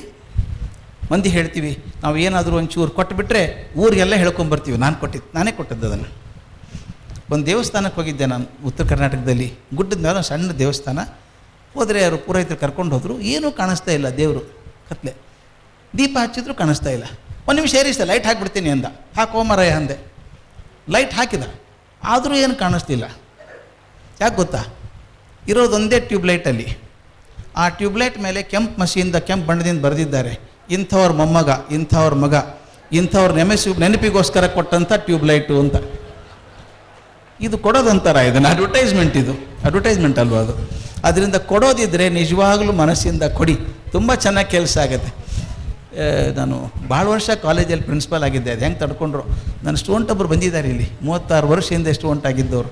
ನೋಡಿ ಇದು ಅಲ್ವಾ, ನೆನೆಸ್ಕೊಂಡು ಬರ್ತಾರಲ್ಲ ಹುಡುಗರು ಇಲ್ಲಿಗೂ. ಪ್ರಿನ್ಸಿಪಾಲ್ ಆಗಿದ್ದಾಗ ಒಬ್ಬರು ನನ್ನ ಬಗ್ಗೆ ತುಂಬ ಪ್ರೀತಿ ಇತ್ತು, ಮೇಸ್ಟ್ರುಗಳಿಗೆಲ್ಲ, ನನಗೂ ಅವ್ರ ಬಗ್ಗೆ ತುಂಬ ಗೌರವ. ಒಬ್ಬರು ಲೆಕ್ಚರರ್ ಬಂದು, ಸರ್ ನಾನು ಮನೆಗೆ ಬರ್ಬೇಕು ಸರ್, ನೀವು ಮರ್ಬೇಕು ಸರ್ ಅಂದರು. ಹ್ಞೂ ಅಂದೆ, ಬರಲಿಕ್ಕೆ ಆಗಲಿಲ್ಲ. ವರ್ಷ ಮುಗೀತು. ಒಂದು ದಿವಸ ಗಂಡ ಹೆಂಡತಿ ಇಬ್ಬರು ಬಂದರು ಮನೆಗೆ. ಸರ್ ಈಗ ಬರೋ ಭಾನುವಾರ ನಮ್ಮ ಮನೆಗೆ ಬರ್ಬೇಕು ಸರ್ ನೀವು. ಆಯ್ತಮ್ಮ ಬರ್ತೀನಿ, ಖಾತ್ರಿ ಬರ್ತೀನಿ ಭಾನುವಾರ ನಿಮ್ಮ ಮನೆಗೆ ಅಂದೆ. ಆಕೆಗೆ ಭಾಳ ಖುಷಿ. ಮನೆಗೆ ಹೋದೆ. ಬೆಳಿಗ್ಗೆ ಹೋದಾಗ ಪ್ರಿನ್ಸಿಪಾಲ್ ಬರ್ತಾರೆ ಅಂತ ಮನೆಯೆಲ್ಲ ಚೆಂದ ಮಾಡಿಟ್ಟಿದ್ದಾರೆ. ಅವ್ರಿಗೆ 2 ಮಕ್ಕಳು ಆಕೆಗೆ. ಒಬ್ಬ ಹುಡುಗ ಸುಮಾರು 9 ವರ್ಷದವನು, 8 ವರ್ಷದವನು, ಇನ್ನೊಬ್ಬ 11 ವರ್ಷದವನು. ಈ ಮೊದಲೇ ಮಕ್ಕಳು ಯಾವಾಗಲೂ ಸ್ವಲ್ಪ ಸಂಭಾಯ್ತಿರ್ತಾರೆ. ಮೊದಲೇ ಮಗು ಯಾವಾಗಲೂ ಅಪ್ಪ ಅಮ್ಮ ಹೇಳಿದಂಗೆ ಕೇಳಿಕೊಂಡು ಕೇಳ್ತಾರೆ. 2ನೇ ಧೂಪದ್ವ್ಯಾಪಿ ಇರ್ತವೆ ಯಾವಾಗಲೂ ಹಾಗೆ ಅದು. ಮೊದಲೇದವನು ಬಂದ, ಗುಡ್ ಮಾರ್ನಿಂಗ್ ಸರ್, ಬಂದು ಸಂತೋಷ ಆಯಿತು ಸರ್, ಥ್ಯಾಂಕ್ ಯು ಸರ್ ಅಂತ ಹೋದ. ಇದು ಟ್ಯೂಷನ್ ಮಾತಿದು, ಟ್ಯೂಷನ್ ಕೊಟ್ಟ ಮಾತು. ಅವ್ನು ಹೋಗಿ ಒಂದು 5 ನಿಮಿಷಕ್ಕೆ ಇನ್ನೊಬ್ಬ ಬಂದ ನೋಡಿ, 8 ವರ್ಷದವನು. ಅವನ ಸ್ಟೈಲೇ ಬೇರೆ. ಹಾಫ್ ಪ್ಯಾಂಟ್ ಹಾಕ್ಕೊಂಡಿದ್ದಾನೆ, ಟೀ ಶರ್ಟ್ ಹಾಕ್ಕೊಂಡಿದ್ದಾನೆ, ತಲೆಯೆಲ್ಲ ಕೆದರ್ಕೊಂಡಿದ್ದಾನೆ, 2 ಪ್ಯಾಂಟಿನ ಜೇಬಲ್ಲಿ ಕೈ ಹಾಕ್ಕೊಂಡು ಬಂದ. ನಾನು ಮುಂದೆ ನಿಂತ, ಹಿಂಗೇ ನೋಡ್ತಾ ಇದ್ದ ನನ್ನ. ಮುಜುಗರಾಗಲ್ವಾ ಹಿಂಗೆ ನೋಡ್ತಾ ಇದ್ದರೆ? ಯಾಕೋ ಏನು ನೋಡ್ತೀವೋ ಅಂದೆ. ನೀವೇನಾ ಪ್ರಿನ್ಸಿಪಾಲು ಅಂದ. ಹೌದಪ್ಪ ನಾನೇ ಪ್ರಿನ್ಸಿಪಾಲು ಅಂದೆ. ಬಿಟ್ಟು ನೆಕ್ಸ್ಟ್ ಪ್ರಶ್ನೆ ಒಂದು, ನಿಮ್ಮ ಬಾತ್ರೂಮಲ್ಲಿ ಶವರ್ ಇದೆಯಾ ಅಂತ ಕೇಳ್ದ. ಆಕೆ ಪಾಪ ಭಾಳ ಬೇಜಾರು ಮಾಡಿ, ಒಳಗೆ ಬಾರೋ ಒಳಗೆ ಬಾರೋ ಒಳಗೆ ಬಾರೋ ಅಂತ ಕರಿತಿದ್ದಾರೋ. ಅವ್ರು ಗೊತ್ತೇನೋ ಪ್ರಶ್ನೆ ಕೇಳ್ತಾನೆ ಇವನು ಅಂತ. ಈ ಸುಮ್ಮನಿರು ಅಂದ ಮನೆಗೆ. ನಿಮ್ಮ ಮನೆ ಬಾತ್ರೂಮಲ್ಲಿ ಶವರ್ ಇದೆಯಾ ಅಂದ. ಇದೆ ಅಂದೆ. ತನ್ನ ತಳಗಿನ ತುಟಿ ಇಷ್ಟು ಉದ್ದ ಚಾಚಿಬಿಟ್ಟು ನಮ್ಮ ಮನೇಲಿಲ್ಲ ಅಂದ. ಬಿಡ ದೊಡ್ಡವನಂದಲ್ಲಿ ಹಾಕ್ಸಿ, ನೀನು ದೊಡ್ಡ ಶವರ್ ಹಾಕ್ಸು ಅಂದೆ. ದೊಡ್ಡವನಾದ್ಮೇಲೆ ಏನು ಹೀಗೆ ಮಾಡಿದ್ದೀನಿ ಅಂದ. ಮತ್ತು ಇಲ್ಲ ಅಂದೆಲ್ಲೋ ಅಂದೆ. ಅಪ್ಪ ಹಾಕ್ಸಿಲ್ಲ ನಾನೇ ಮಾಡಿದ್ದೀನಿ ಅಂದ. ತೋರಿಸ್ತೀನಿ ಬಾ ಅಂದ. ಕೈ ಹಿಡಿದು ಜಳದ. ಪಾಪ ಲೆಕ್ಚರರ್ ಮುಖ ಎಲ್ಲ ಕೆಂಪಾಗ್ಬಿಡ್ತು. ಮೊದಲನೇ ಸಲ ಪ್ರಿನ್ಸಿಪಾಲ್ ಮನೆಗೆ ಬಂದು ಹಿಡ್ಕೊಂಡು ಬಾತ್ರೂಮಿಗೆ ಕರ್ಕೊಂಡು ಹೋಗ್ತಾರೇನ್ರಿ? ನಾ ಇದು ಏನು ಚಿಂತೆ ನೋಡ್ಕೊಂಬರ್ತೀನಿ ಬರೀ. ಅವ್ನು ಹೇಳ್ದಂಗೆ ಬಾತ್ರೂಮಿಗೆ ಹೋದಾಗ ನಲ್ಲಿ ಮಾತ್ರ ಇತ್ತು, ಶವರ್ ಇರಲಿಲ್ಲ. ಅವನೇನು ಪಕ್ಕ ಮ್ಯಾಜಿಷಿಯನ್ ಇದ್ದಂಗೆ. ನೋಡಿ ಈಗ ಹೇಗೆ ಮಾಡ್ತೀನಿ ಅಂದ. ಪ್ಯಾಂಟಿಂದ ಒಂದು ಬಲೂನ್ ತೆಗೆದ, ಉಜ್ಜಿದ, ಉಫ್ ಅಂತ ಊದಿದ. ಊದಿ ನಲ್ಲಿಗೆ ಸಿಕ್ಕಿಸ್ದ. ಎಡಗಡೆ ಜೇಬಿಂದ ಒಂದು ದಾರ ತೆಗೆದ, ಅದನ್ನ ಗಟ್ಟಿಯಾಗಿ ಕಟ್ಟಿದ ಅದಕ್ಕೆ ನಲ್ಲಿಗೆ. ನೋಡಿ ಈಗ ಎವ್ರಿ ಸ್ಟೆಪ್ ರಿಮೈಂಡ್ ಮಾಡ್ತಿದ್ದೆ ನಾನು. ನಲ್ಲಿ ತಿರುಗಿಸ್ದ. ನೀರು ಬಲೂನ್ ಒಳಗೆ ಬಂತು. ಇಷ್ಟು ದೊಡ್ಡದಾಯ್ತು ಬಲೂನು. ಇನ್ನೇನು ಒಡೆದು ಹೋಗ್ಬಿಡ್ತದೆ ಅಂತ ನನಗೆ ಹೆದರಿಕೆ. ಒಡೆದು ಹೋಗ್ತದೋ ಅಂತ ಗೊತ್ತು ಅಂದ. ನಿಲ್ಲಿಸ್ದ. ನಿಲ್ಲಿಸ್ಬಿಟ್ಟು ಏನು ಮಾಡ್ದ, ಈಗ ನೋಡಿ ತಮಾಷೆ ಅಂದ. ಶರ್ಟಿನ ಜೇಬಿಂದ ಒಂದು ಸೂಜಿ ತೆಗೆದ. ಚಕ್ಕ ಚಕ್ಕ ಚಕ್ಕ ಚಕ್ಕ ಚಕ್ಕ ಒಂದು 20 ತೂತು ಹಾಕಿದ. ಸುರ್ರ ನೀರು ಬರೋಕ್ಕೆ ಶುರು ಆಯಿತು. ಬಲೂನ್ ಚಪ್ಪಟೆ ಆಯಿತು. ಈಗ ಅರ್ಧ ತಿರುಗಿಸ್ದ, ನಲ್ಲಿ ಬಿಟ್ಬಿಟ್ಟ. ನಲ್ಲಿಯಿಂದ ಬಲೂನೊಳಗೆ ನೀರು ಬರ್ತಾಯಿದೆ. ಬಲೂನಿಂದ ನೀರು ಹೊರಗಡೆ ಸರ್ರ ಅಂತ ಚಿಮ್ತಾ ಇದೆ. ಅದೊಂಥರ ಶವರ್ ಆದಂಗೆ ಆಗ್ಬಿಡ್ತು. ನೋಡಿ ಬಲೂನ್ ಶವರ್ ಅಂದ. ಹೆಸರು ಇಟ್ಟಿದ್ದಾನೆ ಅದಕ್ಕೆ ಅವನು, ಬಲೂನ್ ಶವರ್ ಅಂತ. ನಾನು ಅವ್ರು ಹೇಳಿದೆ, ಭಾಳ ಬುದ್ಧಿವಂತ ಇದ್ದಾನೆ ರೀ ಹುಡುಗ, ಭಾಳ ಬುದ್ಧಿವಂತ ಇದ್ದಾನೆ ಅಂದೆ. ಹೆಗಳು ಬಂದುಬಿಟ್ಟೆ. ಆದರೆ ಒಂದು 8 ದಿವಸ ಆದಮೇಲೆ ಆ ಘಟನೆ ಮೆಲಕ್ಕೆ ಹಾಕುವಾಗ ಇದೊಂದು ಅದ್ಭುತ ಆಧ್ಯಾತ್ಮಿಕ ಘಟನೆ ಅನಿಸ್ಬಿಡ್ತು ನನಗೆ. ದೊಡ್ಡ ಆಧ್ಯಾತ್ಮಿಕ ಘಟನೆ ಅನಿಸ್ಬಿಡ್ತು ನನಗೆ. ಯಾಕೆ ಗೊತ್ತಾ? ನಾವು ಹಾಗೆ ಅಲ್ವಾ ಅನಿಸ್ಬಿಡ್ತು. ನಾವು ಹಾಗೆ ಬಲೂನ್ ನನಗೆ ಅಲ್ವಾ? ಹುಟ್ಟಿದಾಗ ಏನು ಗೊತ್ತಿತ್ತು ನನಗೆ? ಅಳೋದು ಬಿಟ್ಟರೆ ಇನ್ನೇನು ಬರೋಲ್ಲ. ಆ ಬಲೂನ್ ಕೂತಿತ್ತಲ್ಲ, ಚಪ್ಪಟೆಯಾಗಿ ಕೂತಿತ್ತಲ್ಲ, ಅದೇನು ಮಾಡೋಕ್ಕೆ ಸಾಧ್ಯ ಇಲ್ಲ. ನಾನು ಹುಟ್ಟಿದಾಗ ಅಳೋದು ಬಿಟ್ಟರೆ ಇನ್ನೇನು ಗೊತ್ತಿದ್ದಿಲ್ಲ, ಬಲೂನ್ ಹಾಗೆ ಇದ್ದೆ ನಾನು. ಆದರೆ ಮುಂದೆ ನಾನು ಬೆಳೆದ ಹಾಗೆ ತಾಯಿ ಕಡೆಯಿಂದ, ತಂದೆ ಕಡೆಯಿಂದ, ಪರಿವಾರದವರಿಂದ, ಶಾಲೆ, ಕಾಲೇಜು, ಯೂನಿವರ್ಸಿಟಿ, ಸಮಾಜ ಎಲ್ಲ ಕಡೆಯಿಂದ ಪಡ್ಕೊಂಡು ಇಷ್ಟು ದೊಡ್ಡದಾದೆ ನಾನು. ಬಲೂನ್ ಆದಂಗೆ ಆದೆ ಅಲ್ವಾ? ಕಲ್ಪನೆ ಮಾಡ್ಕೊಳ್ಳಿ, ಆ ಹುಡುಗ ತೂತು ಮಾಡಲಾರ್ದೆ ಹಾಗೆ ನೀರು ಬಿಟ್ಟಿದ್ರೆ ಏನಾಗಿರೋದು? ಬಲೂನ್ ಒಡೆದು ಹೋಗಿರೋದು ಅಲ್ವಾ? ನೋಡಿ ಎಷ್ಟು ಚಂದದ ಪಾಠ ಸಿಕ್ತು ನನಗೆ ಹೊತ್ತಂದರೆ. ಆ ತೂತು ಮಾಡಿರೋದ್ರಿಂದ ಬಲೂನ್ ನಷ್ಟ ಅಲ್ಲ, ಬಲೂನ್ ಬದುಕಿದ್ದೆ ಆ ತೂತಿಂದ. ಬಲೂನ್ ಒಡೆದು ಹೋಗ್ತಿತ್ತಿಲ್ಲದೆ ಹೋದರೆ ಅವು ನನಗನ್ನಿಸ್ತು, ನನಗೂ 100 ಮುಖಗಳಿದ್ದಾವಲ್ಲ. ಯಾರಿಗೋ ಗಂಡ ಆಗಿದ್ದೀನಿ, ಯಾರಿಗೋ ಅಪ್ಪ ಆಗಿದ್ದೀನಿ, ಯಾರಿಗೋ ತಮ್ಮ ಆಗಿದ್ದೀನಿ, ಯಾರಿಗೋ ಅಣ್ಣ ಆಗಿದ್ದೀನಿ, ಯಾರಿಗೋ ಗುರು ಆಗಿದ್ದೀನಿ, ಯಾರಿಗೋ ಶಿಷ್ಯ ಆಗಿದ್ದೀನಿ. 100 ಮುಖಗಳಿಲ್ವ ನನಗೆ? ಆ 100 ಮುಖಗಳ ಮೂಲಕ ಸಮಾಜಕ್ಕೊಂದು ಚೂರು ಋಣ ತೀರಿಸ್ತಾ ಹೋದರೆ, ಕೊಡೋದಿದೆಯಲ್ಲ, ತೀರಿಸಿದರೆ ನನ್ನ ಜೀವನ ಭದ್ರ ಆಗತ್ತೆ. ಕೊಡೋದು ಉಪಕಾರ ಅಲ್ಲ, ಕೊಡೋದು ನನ್ನ ಜೀವನವನ್ನು ಭದ್ರ ಮಾಡ್ಕೊಳ್ಳೋದಕ್ಕೆ. ಇವತ್ತು ನಾವು ಯಾಕೆ ಕೆಲವರು ನೆನೆಸ್ತಾ ಇದ್ದೀವಿ? ನಾನು ಕಾಲೇಜಲ್ಲಿ ಪಾಠ ಮಾಡುವಾಗ ಕೆಮಿಸ್ಟ್ರಿ ಪಾಠ ಮಾಡೋದು ನಾನು ಸ್ವಲ್ಪ ಏನೇನು ಹೇಳ್ತಿದ್ದೆ. ಹಾಗೇನೆ ಹುಡುಗರು ಕೇಳಿದೆ ಒಂದು ಸಲ, ನಿಮ್ಮ ಅಜ್ಜನ ಹೆಸರೇನು ಅಂತ ಕೇಳಿದೆ. ಅವ್ರ ಹತ್ರ ಕೆಮಿಸ್ಟ್ರಿಗೂ ಅಜ್ಜಿಗೆ ಏನು ಸಂಬಂಧ? ಆದರೂ ಪಾಪ ಮೇಷ್ಟ್ರು ಕೇಳ್ತಾರೆ ಅಂತ ಕೈ ಎತ್ತಿ ಎಲ್ಲರೂ. ಅಜ್ಜನ ಹೆಸರು ಗೊತ್ತಿದೆ ಅಂತ ಕೈ ಎತ್ತಿದ್ರು, ಸಂತೋಷ. ಅಜ್ಜನ ತಂದೆ ಹೆಸರು ಎಷ್ಟು ಮಂದಿಗೆ ಗೊತ್ತು? ಒಂದು 8-10 ಜನ ಕೈ ಎತ್ತಿದ್ರು. ಒಂದು 2 ನಿಮಿಷ ಬಿಟ್ಟೆ, ಅಜ್ಜನ ಹೆಸರು ಎಷ್ಟು ಮಂದಿಗೆ ಗೊತ್ತು? ಯಾರಿಗೂ ಗೊತ್ತಿರಲಿಲ್ಲ. ಅದೇ ವಿಚಿತ್ರ ಅಲ್ವಾ? ನಿಮ್ಮ ಅಜ್ಜನ ಹೆಸರೇ ಗೊತ್ತಿಲ್ಲ ನಿಮಗೆ ಅಂದೆ. ಒಬ್ಬ ಹುಡುಗಿ ಎದ್ದು ನಿಂತ್ಕೊಂಡು ಹೇಳಿದ್ಲು, ಹೊರಟಾಗಿತ್ತು ಮಾತು ಸತ್ಯ ಇತ್ತೇನೋ. ಏನು ಪ್ರಯೋಜನ ಸರ್ ಅಂದ್ಲು. ಅಲ್ಲಮ್ಮ, ನಾನು ನಮ್ಮ ಅಜ್ಜನ ಹೆಸರು ಕೇಳ್ತಾ ಇಲ್ಲ, ನಿಮ್ಮ ಅಜ್ಜನ ಹೆಸರು ಏನು ಪ್ರಯೋಜನ ಅಂತೀಯಲ್ಲ ಅಂದೆ. ಹೌದು ಸರ್, ಏನು ದೊಡ್ಡ ಸಾಧನೆ ಮಾಡಿದಾರೆ ನೆನ್ಪಿಡ್ಬೇಕು ಸರ್ ಅಂದ್ಲು. ಅಂದೆ, ಅಮ್ಮ ತಾಯಿ ಸುಮ್ಮನೆ ಕೂತ್ಕೊಳ್ಳಮ್ಮ ನೀನು. ಆಕೆ ಕೋಪ ನೋಡಿ, ಇನ್ನು ಕೆಲವು ಹೆಸರು ಹೇಳ್ತಾ ಹೋಗ್ತೀನಿ ನಾನು. ದಯವಿಟ್ಟು ಗಮನಿಸಿ, ಇದು ಭಾಳ ಮುಖ್ಯ ಇದೆ. ಕೆಲವು ಹೆಸರು ಹೇಳ್ತಾ ಹೋಗ್ತೀನಿ, ಗೊತ್ತಿದ್ದರೆ ಎಷ್ಟು ಅಂತ ಕೈ ಮಾಡಿ ಇದ್ರೆ ಬಿಟ್ಬಿಡಿ ಅಂದೆ. ಅವ್ರೆಲ್ಲ ಕೂತಿದ್ರು, ಯಾವ ಹೆಸರು ಹೇಳ್ತಾನೆ ಇವನು ಅಂತ. ಅಯೋಧ್ಯ ರಾಮ ಗೊತ್ತಾ? ಗೊತ್ತು ಅಂದರು. ಕೃಷ್ಣ ಗೊತ್ತು, ಬುದ್ಧ ಗೊತ್ತು, ಮಹಾವೀರ ಗೊತ್ತು, ಯೇಸು ಕ್ರಿಸ್ತ. ಪ್ರಾಫೆಟ್ ಮೊಹಮ್ಮದ್, ರಾಮಕೃಷ್ಣ, ವಿವೇಕಾನಂದ, ಶಂಕರಾಚಾರ್ಯ, ಬಸವಣ್ಣ, ಹಿಂಗೆ ಕೇಳ್ತಾ ಹೋದೆ. ಎಲ್ಲರೂ ಗೊತ್ತು ಗೊತ್ತು ಗೊತ್ತು ಗೊತ್ತು ಅಂದರು. ಆಯ್ತು, ನನಗೊಂದು ದೊಡ್ಡ ಸಮಸ್ಯೆ ಬಂತು ನೋಡಿ ಈಗ ಅಂತ ಹೇಳಿದೆ. ನನ್ನ ಸಮಸ್ಯೆ ಏನು ಅಂದರೆ, ರಾಮನ ಹಿಡ್ಕೊಂಡು ಬಸವಣ್ಣವ್ರ ತನಕ ಹೆಸರು ಹೇಳಿದ್ನಲ್ಲ, ಇವ್ರು ಯಾರು ಮೊಮ್ಮಗನೂ ನಾನಲ್ಲ. ಆದರೆ ಎಲ್ಲರದ್ದು ಹೆಸರು ನೆನಪಿಟ್ಟಿದ್ದೇನೆ. ಆದರೆ ನಮ್ಮ ಅಜ್ಜನ ಹೆಸರೇ ಗೊತ್ತಿಲ್ಲ ನನಗೆ. ಯಾಕೆ ವಿಚಾರ ಮಾಡಿ ಹೇಳಿ ಎಂದೆ. ನನ್ನ ಕ್ಲಾಸಲ್ಲಿ ಹುಡುಗಿದ್ಲು ಪದ್ಮಿನಿ ಪ್ರಿಯದರ್ಶಿನಿ ಅಂತ. I can't forget the child. ನೆನೆಸ್ಕೋತೀನಿ ಎಷ್ಟೋ ಸಲ. ಭಾಳ ಸೆನ್ಸಿಟಿವ್ ಹುಡುಗಿ, ಸಂವೇದನಾಶೀಲ ಹುಡುಗಿ. ಕನ್ನಡಕ್ಕೆ ಹಾಕ್ಕೊಂಡಿದ್ದು, ಕಣ್ಣಲ್ಲಿ ನೀರಿತ್ತು. ಯಾಕೆ ಪದ್ಮಿನಿ ಏನಾಯ್ತಮ್ಮ ಅಂತ ಕೇಳಿದೆ. ಆಕೆ ಕಣ್ಣು ಒರೆಸ್ಕೊಂಡು ಹೇಳಿದ್ದು, ಸರ್ ನಿಮ್ಮ ಪ್ರಶ್ನೆ ಇದೆಯಲ್ಲ, ನನ್ನ ಜೀವನಕ್ಕೊಂದು ಪಾಠ ಆಯಿತು ಸರ್ ಅಂತ. ಹೌದಾ, ಏನು ಪಾಠ ಅದು ಅಂತ ಕೇಳಿದೆ. ಆಕೆ ಉತ್ತರ ಕೊಟ್ಟ ಮೇಲೆ ಅದು ನನ್ನ ಜೀವನಕ್ಕೆ ಪಾಠ ಆಯಿತು. ಯಾರಿಗಾದರೂ ಆಗ್ಬೋದು. ಆಕೆ ಹೇಳಿದ್ದು, ಸರ್ ಒಂದು ಪಾಠ ನನಗೆ ಅರ್ಥ ಆದದ್ದು ಸರ್, ರಾಮನ್ ಮರ್ತಿಲ್ಲ, ಕೃಷ್ಣನ್ ಮರ್ತಿಲ್ಲ, ಬಸವಣ್ಣವ್ರು ಮರ್ತಿಲ್ಲ, ಶಂಕರಾಚಾರ್ಯ ಮರ್ತಿಲ್ಲ, ಆದರೆ ನಮ್ಮ ಅಜ್ಜನ್ನೇ ಮರೆತು ಬಿಟ್ಟಿದ್ದೀನಿ ನಾನು. ನನಗೆ ಅರ್ಥ ಆದದ್ದು ಏನು ಅಂದರೆ, ಯಾರು ಬರೀ ತಮಗೋಸ್ಕರ ಬದುಕ್ತಾರೋ ಅವ್ರನ್ನ ಪ್ರಪಂಚ ನಿರ್ದಾಕ್ಷಿಣ್ಯವಾಗಿ ಮರೆತು ಬಿಡ್ತದೆ. ಯಾರು ಮತ್ತೊಬ್ಬರಿಗೋಸ್ಕರ ಬದುಕ್ತಾರೋ ಅವ್ರನ್ನ ಪ್ರಪಂಚ ಯಾವತ್ತೂ ಮರೆಯಲ್ಲ ಅಂತ. ಇಂಥ ಫಿಲಾಸಫಿಯಪ್ಪ ನನಗೆ. ಆ ಹುಡುಗಿ ಕಲಿಸಿದ್ದು ನಾನು ಮರೆಯೋಕ್ಕೆ ಸಾಧ್ಯ ಇಲ್ಲ. ಹೌದಲ್ವಾ, ನೀವು ಎಷ್ಟೇ ದುಡ್ಡು ಮಾಡಿಡಿ, ನಿಮ್ಮ ತಲೆಮಾರದಲ್ಲಿ 5ನೇ ತಲೆಮಾರದ ನೆನಪಿಡಲ್ಲ, ಅದು ಯಾರೋ ಇಟ್ಟಿದ್ರು ಹಿಂದವರು ಅಂತಾನೋ. ಆದರೆ ಬ್ಯಾಂಕ್ ಬ್ಯಾಲೆನ್ಸ್ ಏನಿತ್ತು ಬಸವಣ್ಣವ್ರದ್ದು? ಬ್ಯಾಂಕೇ ಇರಲಿಲ್ಲ. ಅವ್ರು ಡಿಪಾಸಿಟ್ ಮಾಡಿದ್ದೆಲ್ಲ ನಮ್ಮ ಹೃದಯದಲ್ಲೇ ಮಾಡಿದ್ದು. ಏನು ರೀ, 11 ಶತಮಾನಗಳ ಹಿಂದೆ ಕಳಬೇಡ, ಕೊಲ್ಲಬೇಡ, ಹುಸಿಯ ನುಡಿಯಲು ಬೇಡ, ಒತ್ತಕ್ಷರ ಕೂಡ ಇಲ್ಲಲ್ರಿ. ಒಂದು ಸಾಲು ಬರಿಬೇಕಾದ್ರೆ ಒದ್ದಾಡ್ತೀವಿ ಕನ್ನಡದಲ್ಲಿ. ಇವತ್ತು ಆ ಕಾಲದಲ್ಲಿ ಬರೆಯೋದಿದೆಯಾ? ದೈವೇ ಧರ್ಮದ ಮೂಲವಯ್ಯ. ಎಷ್ಟು ಸುಲಭವಾಗಿ ಹೇಳೋದು, ಕಾಯಕವೇ ಕೈಲಾಸ. ಇದಕ್ಕಿಂತ ಸುಲಭ ಹೇಳೋಕ್ಕೆ ಸಾಧ್ಯ ಇದೆಯಾ? ಯಾವಾಗ ಬರ್ತದೆ ಗೊತ್ತಾ ಭಾಷೆಯಲ್ಲಿ ಸರಳತೆ ಬರೋದು? ಯಾವಾಗ ಅಂದರೆ ನಿಮ್ಮ ಮನಸ್ಸಿನಲ್ಲಿ ಸ್ಪಷ್ಟತೆ ಇದ್ದಾಗ, ಸರಳತೆ ಇದ್ದಾಗ ಮಾತ್ರ ಭಾಷೆಯಲ್ಲಿ ಶುದ್ಧತೆ ಬರುತ್ತೆ. ಭಾಷೆ ತಲೆಯೊಳಗೆ ಗೋಜಲು ಆಗಿಬಿಟ್ಟಿದ್ರೆ ಚಿಂತನೆ ನಿಮ್ಮ ಭಾಷೆಯಲ್ಲಿ ಕಂಡು ಬರ್ತದೆ, ಅರ್ಥವೇ ಆಗಲ್ಲ. ಏನು ಬರೆದ್ರಿ ನೀವೇ ಹೇಳ್ರಿ ಅನ್ಬೇಕು ಅವ್ರಿಗೆ, ಹಂಗಾಗತ್ತೆ. ನನ್ನ ಮಾಸ್ತಿ ಒಂದು ಬುದ್ಧಿ ಕಲಿಸಿದ್ರು. ಅವ್ರದ್ದೊಂದು ಆರ್ಟಿಕಲ್ ಬರ್ಕೊಡಿ ಜೀವನಕ್ಕೆ ಅಂದರು. ಒಂದು ಆರ್ಟಿಕಲ್ ಬರ್ಕೊಟ್ಟೆ, ಪಬ್ಲಿಷು ಮಾಡಿದರು. ಒಂದು ಸಲ ಹೋದಾಗ, ಕೂತ್ಕೊಳ್ಳಿ ಮೇಷ್ಟ್ರೆ, ಯಾರಿಗೆ ಬರೆದ್ರಿ ಇದನ್ನು ಅಂತ ಕೇಳಿದರು. ನೀವೇ ಕೇಳಿದ್ದಲ್ವ ಸರ್ ಅಂದೆ. ಹೌದು, ನಾ ಕೇಳಿದೆ, ಯಾರು ಓದ್ತಾರೆ ಅಂದರು. ಯಾರು ಓದ್ತಾರೋ ಗೊತ್ತಿಲ್ಲ ಸರ್ ಅಂದೆ. ಹಂಗೆ ಮಾಡಬಾರ್ದು, ಬರೆಯುವಾಗ ತಲೆಯಲ್ಲಿ ಇಟ್ಕೊಂಡು ಬರೀರಿ, ಯಾರು ಓದ್ತಾರೆ ಅಂತ ಕೇಳ್ಕೊಂಡು ಬರೀರಿ. ಅವ್ರು ಹೇಳಿದರು, ಓದೋರೊಳಗೆ ಪಂಡಿತರಿದ್ದಾರೆ, ಸಾಮಾನ್ಯ ಜನ ಇದ್ದಾರೆ. ನೀವೇನು ಭಾಷೆ ಅದ್ಭುತವಾಗಿ ಬರೀತೀರಲ್ಲ, ದೊಡ್ಡದು ಹಾಕಿ, ಅದು ಪಂಡಿತರಿಗೆ ಒಪ್ಪಿಗೆ ಆಗುತ್ತೆ. ಅವ್ರು ಇರೋದೊಂದು 5% ಜನ. ನಾನು ಹೇಳೋದು, ನೀವು ಬರೆದಾಗ ಹೇಗೆ ಬರೀಬೇಕು ಅಂದರೆ, ಅಲ್ಲಿ ಒಬ್ಬರು ಹೆಣ್ಮಗಳಿದ್ದಾಳೆ, ಆಕೆ ಓದೋಕ್ಕೆ ಬರೆಯೋಕ್ಕೆ ಬರುತ್ತೆ, ಸಾಹಿತ್ಯ ಗೊತ್ತಿಲ್ಲ ಆಕೆಗೆ. ಆದರೆ ಆಕೆಯನ್ನು ಮುಟ್ಟುತ್ತಾ ಅಂತ ಬರೀರಿ. ಅದು ಆಕೆಗೆ ಮುಟ್ಟಿದರೆ ನಮ್ಮ ಸಮಾಜದ 85% ಜನಕ್ಕೆಲ್ಲ ಅರ್ಥ ಆಗುತ್ತೆ. ಪಂಡಿತರಿಗೆ ಮಾತ್ರ ಬರೆದ್ರೆ ಅವ್ರಿಗೆ ಯಾರಿಗೂ ಅರ್ಥ ಆಗಲ್ಲ. ಆದ್ದರಿಂದ ಬರೀಬೇಕಾದ್ರೆ ಅವ್ರನ್ನ ಇಟ್ಕೊಂಡು ಬರೀರಿ. ಮೊದಲು ಕಷ್ಟ ಅನಿಸಿ ಅಳಿಸಿ, ಇನ್ನೊಂದು ಸಲ ಬರೀರಿ, ಇನ್ನೂ ಸುಲಭ ಮಾಡಿ, ಇದಕ್ಕಿಂತ ಸುಲಭ ಮಾಡೋಕ್ಕೆ ಆಗಲ್ಲ ಅಂದಾಗ ಕಳಿಸಿ ಬರೆಯೋದಕ್ಕೆ ಅಂದರು. ದೊಡ್ಡ ಪಾಠ ನನ್ನ ಜೀವನಕ್ಕದು ಅಲ್ವಾ? ಅಂದರೆ ನನ್ನ ಮನಸ್ಸಿನಲ್ಲಿ ಸ್ಪಷ್ಟತೆ ಇದ್ದರೆ, ಸರಳತೆ ಇದ್ದರೆ ಅದು ಬರುತ್ತೆ.